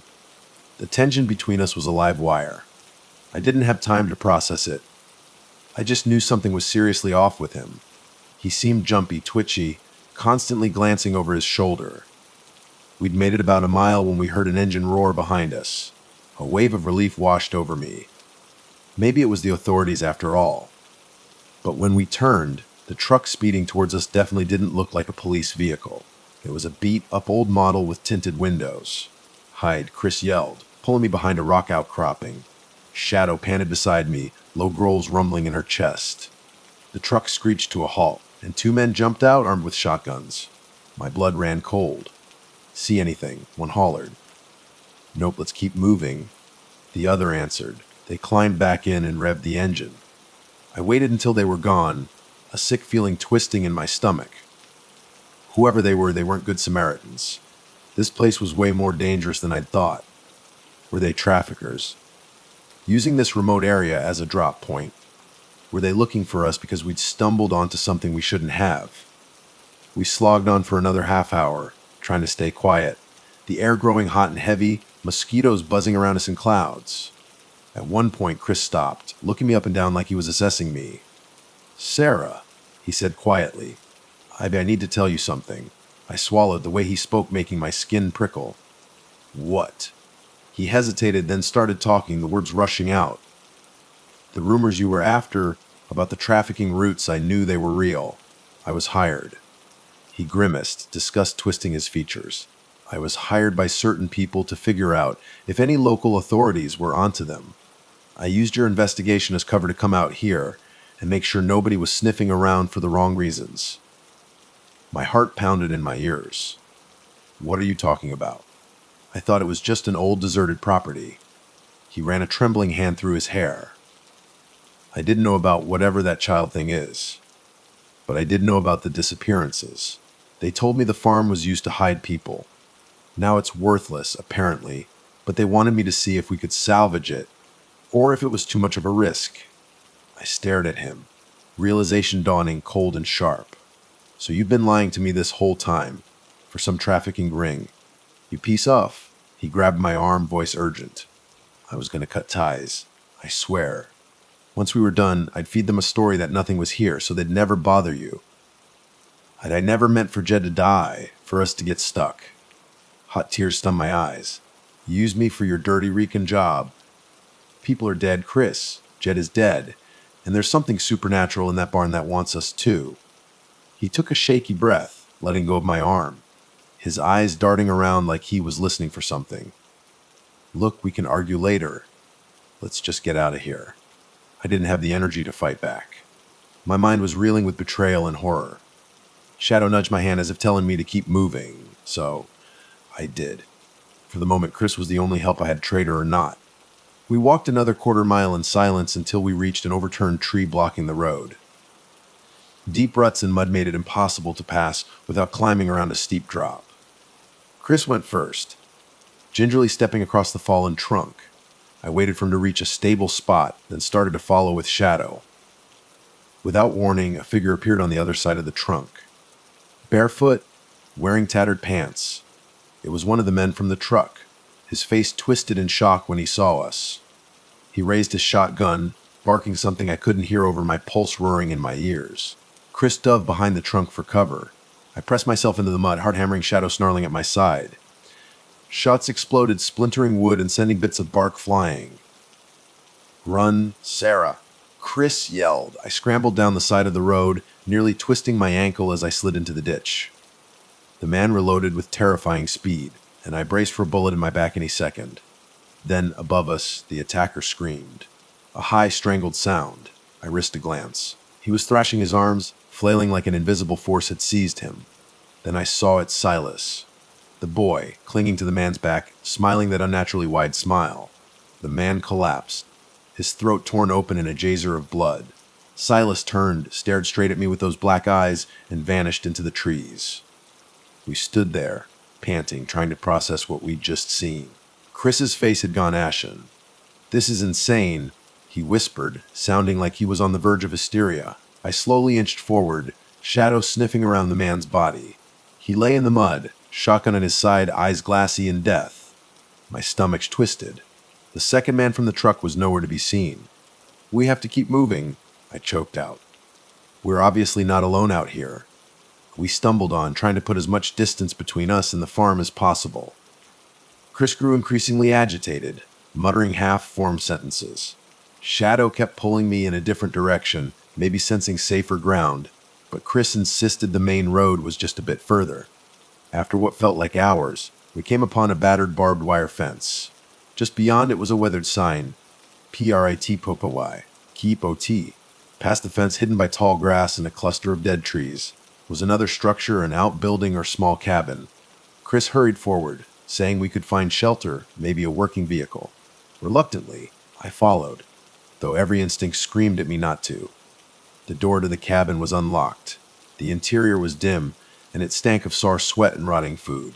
Empty beer cans and cigarette butts littered the floor. A single, grimy mattress lay in the corner, stained beyond recognition. Shadow growled low and menacing at a dark corner, and then I saw them cages. Small, rusted cages. My heart seized. This was some kind of holding area for trafficking victims, or something equally horrific. Suddenly, a voice hissed from outside. Hey, I hear you in there. The second man from the truck. He must have circled around. We crouched low, scanning for an exit. The cabin had no back door, just a boarded-up window. Chris took a few steps back, as if measuring the boards with his eyes, then charged at them. The boards cracked but didn't give. He tried again, shoulder slamming into the rotten wood. It splintered, leaving a hole just big enough to squeeze through. Shadow slipped out first, then I followed. Chris came last, wincing in pain from the impact. We landed hard on the ground behind the cabin, scrambling to our feet. The sound of footsteps drew closer. We bolted, weaving between dead trees, pushing through thick brush. My arms got scratched, my shirt tore on a thorn. Through the branches, we glimpsed the man stepping into the cabin, shotgun raised. Chris led us downhill, sliding on muddy leaves, until we reached a cluster of rocks near a dry creek bed. We ducked behind them, hearts pounding. Shadow trembled, led by fear or adrenaline. I couldn't tell which. I pressed a hand to my chest, trying to breathe. "We can't keep running," I gasped. "We need help." Chris looked at me, eyes wide and desperate. "I know.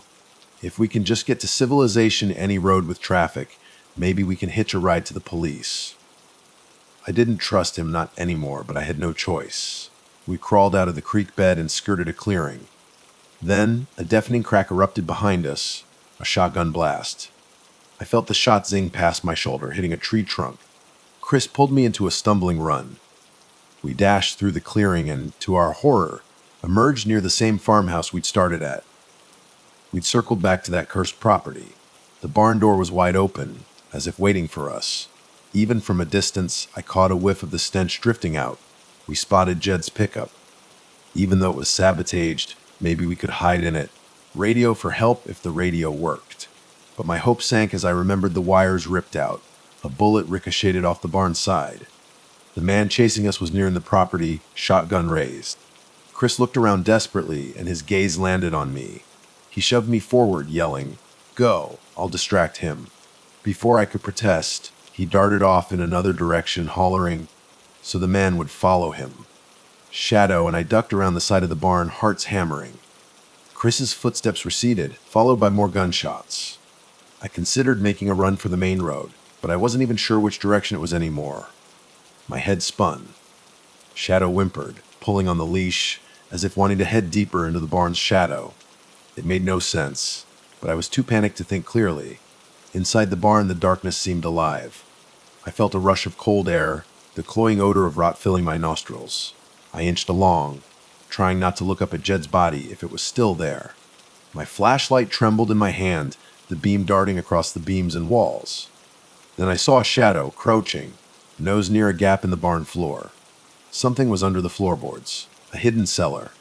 I knelt, pried the boards up with all my strength.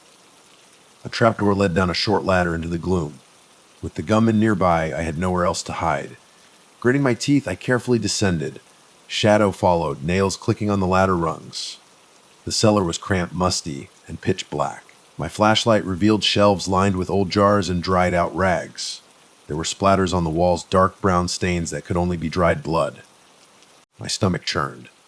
Then, in the far corner, I saw bones. Human bones. Some still had bits of rotted flesh clinging to them. This place was a slaughter pit.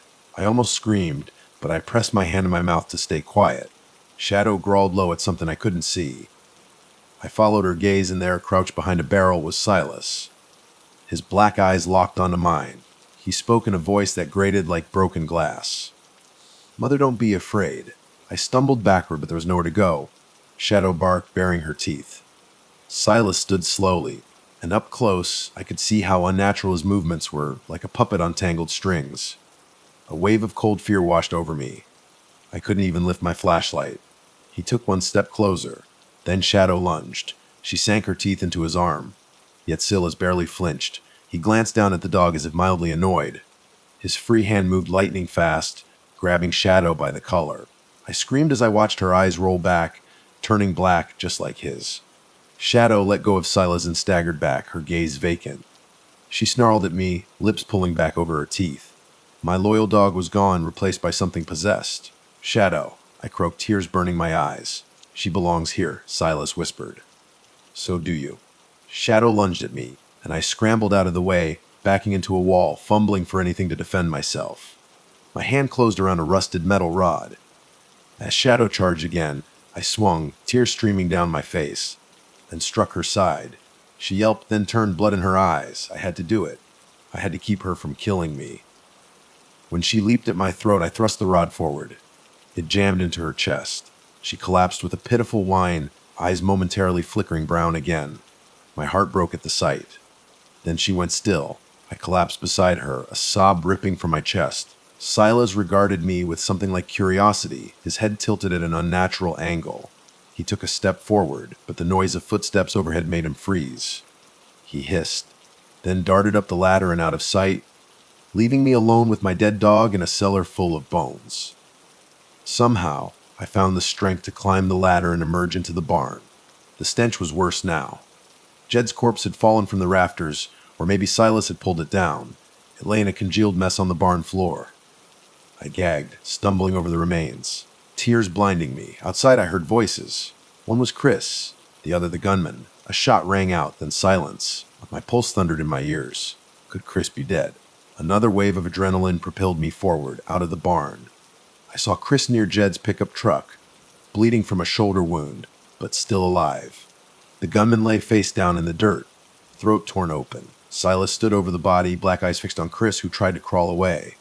Leave me alone, Chris rasped, pressing a hand to his wound. Silas only smiled. He reached out, gripping Chris's ankle. I watched as Chris's eyes went wide with terror. Blood trickled from Chris's lips, and he let out a rasping moan. I wanted to look away, but I couldn't. Something dark slid over Chris's body as if Silas were a living shadow. Then Chris stopped moving. I forced myself to turn, legs shaking, and ran for the wooded area beyond the pickup truck. Branches lashed at my arms and face, but I kept going. My only goal was to find a road, a house, a person, anything. After what felt like hours of crashing through the underbrush, I saw flashing lights, a highway patrol cruiser. Relief flooded me. I stumbled towards it, waving my arms. Help! Please! I nearly collapsed on the hood, breathless and soaked in sweat. The trooper stepped out, eyes widening at my blood-spattered clothes. He caught me before I fell, asking what had happened. I babbled about Jed, Chris, the bodies he radioed for backup, and placed me in the cruiser, telling me to stay put. The next thing I remember, more police arrived, plus what looked like a black SU with government plates, maybe the FBI. They took my statement, but they exchanged glances that spoke of disbelief, or possibly a cover-up. When they finally drove me back to the farmhouse, the sun was sinking again behind the horizon. My stomach dropped as we pulled up. The barn was gone, replaced by an overgrown field, as if it had never existed. No sign of Jed's pickup, no blood, no bodies. My mind reeled. I insisted there had been a barn, but all the troopers found were rotted boards piled in a heap, old enough to have decayed for decades. The sheriff put a hand on my shoulder. Mom, we don't see any evidence out here. Are you sure you're telling the truth? I'm telling the truth, I shouted, near hysteria. Silas is real. Chris, Jed, they're dead. One of the FBI agents stepped forward, speaking in a cold, measured tone. We've heard these stories before. Some folks disappear out here, but we never find proof. Probably just an accident, or wildlife. Then what happened to my dog? I cried. Shadow was, my voice broke. He stared at me, unblinking. If there's no evidence, it didn't happen. Understand. I locked eyes with him, reading the subtext. He wanted me to drop it. They all did. There would be no official investigation, no closure for Jed or Chris. Whatever was out here, whatever Silas was, would remain free to claim more victims. I sank to my knees in the dirt, anguish and helplessness crashing over me. The sheriff exchanged a look with the agent, then helped me to my feet and led me to the cruiser. They dropped me off at a motel in a nearby town, telling me to rest up. I left West Virginia the very next day, driving on sheer autopilot. For weeks, I couldn't eat or sleep. Every shadow made me jump. Worse, I had nightmares about Shadow's eyes turning black, about Silas's whisper in my ear. I tried to write a story about it, but again, no proof, no photos, and my own mental state frayed, no editor would touch it. People said I was traumatized, that I was seeing things. Maybe that's what they wanted me to believe. A month later, I sat alone in my small apartment, sorting through old files. A package arrived, no return address. Inside was Chris's camera. My breath caught in my throat. How had it found me? I flipped through the memory card. The same photos of the property, the house, the child's shoe. Then, at the very end, I found a new image, one I hadn't taken. It showed me asleep in my tent. Hair splayed on my pillow, shadow at my side. The photo had been taken from inside my tent. Someone or something had been right there, inches away, and I never even knew. My hands shook so badly that the camera tumbled to the floor. In that moment, I felt a presence behind me, a cold whisper crawling up my spine. Then came a familiar voice, soft as a breeze, right next to my ear. Mother.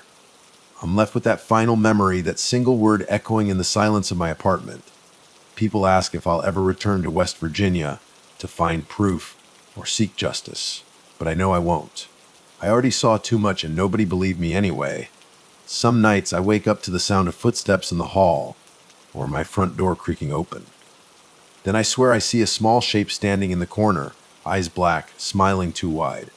I close my eyes, praying it's a dream, that when I open them again, the shape will be gone. Sometimes it disappears, but sometimes in the dark it draws closer. That is my story.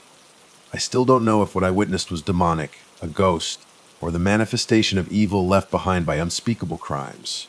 Maybe all of the above. All I can say is that the land near Silent Creek is not empty. It's hungry. It devours whoever sets foot there. And if you manage to escape, it follows you like an unwelcome shadow that refuses to let you forget. I am Sarah, 32 years old, and I wish more than anything that it hadn't happened. But it did. And if you're ever out in those backwoods, and you see an old barn in the distance, do yourself a favor. Keep driving.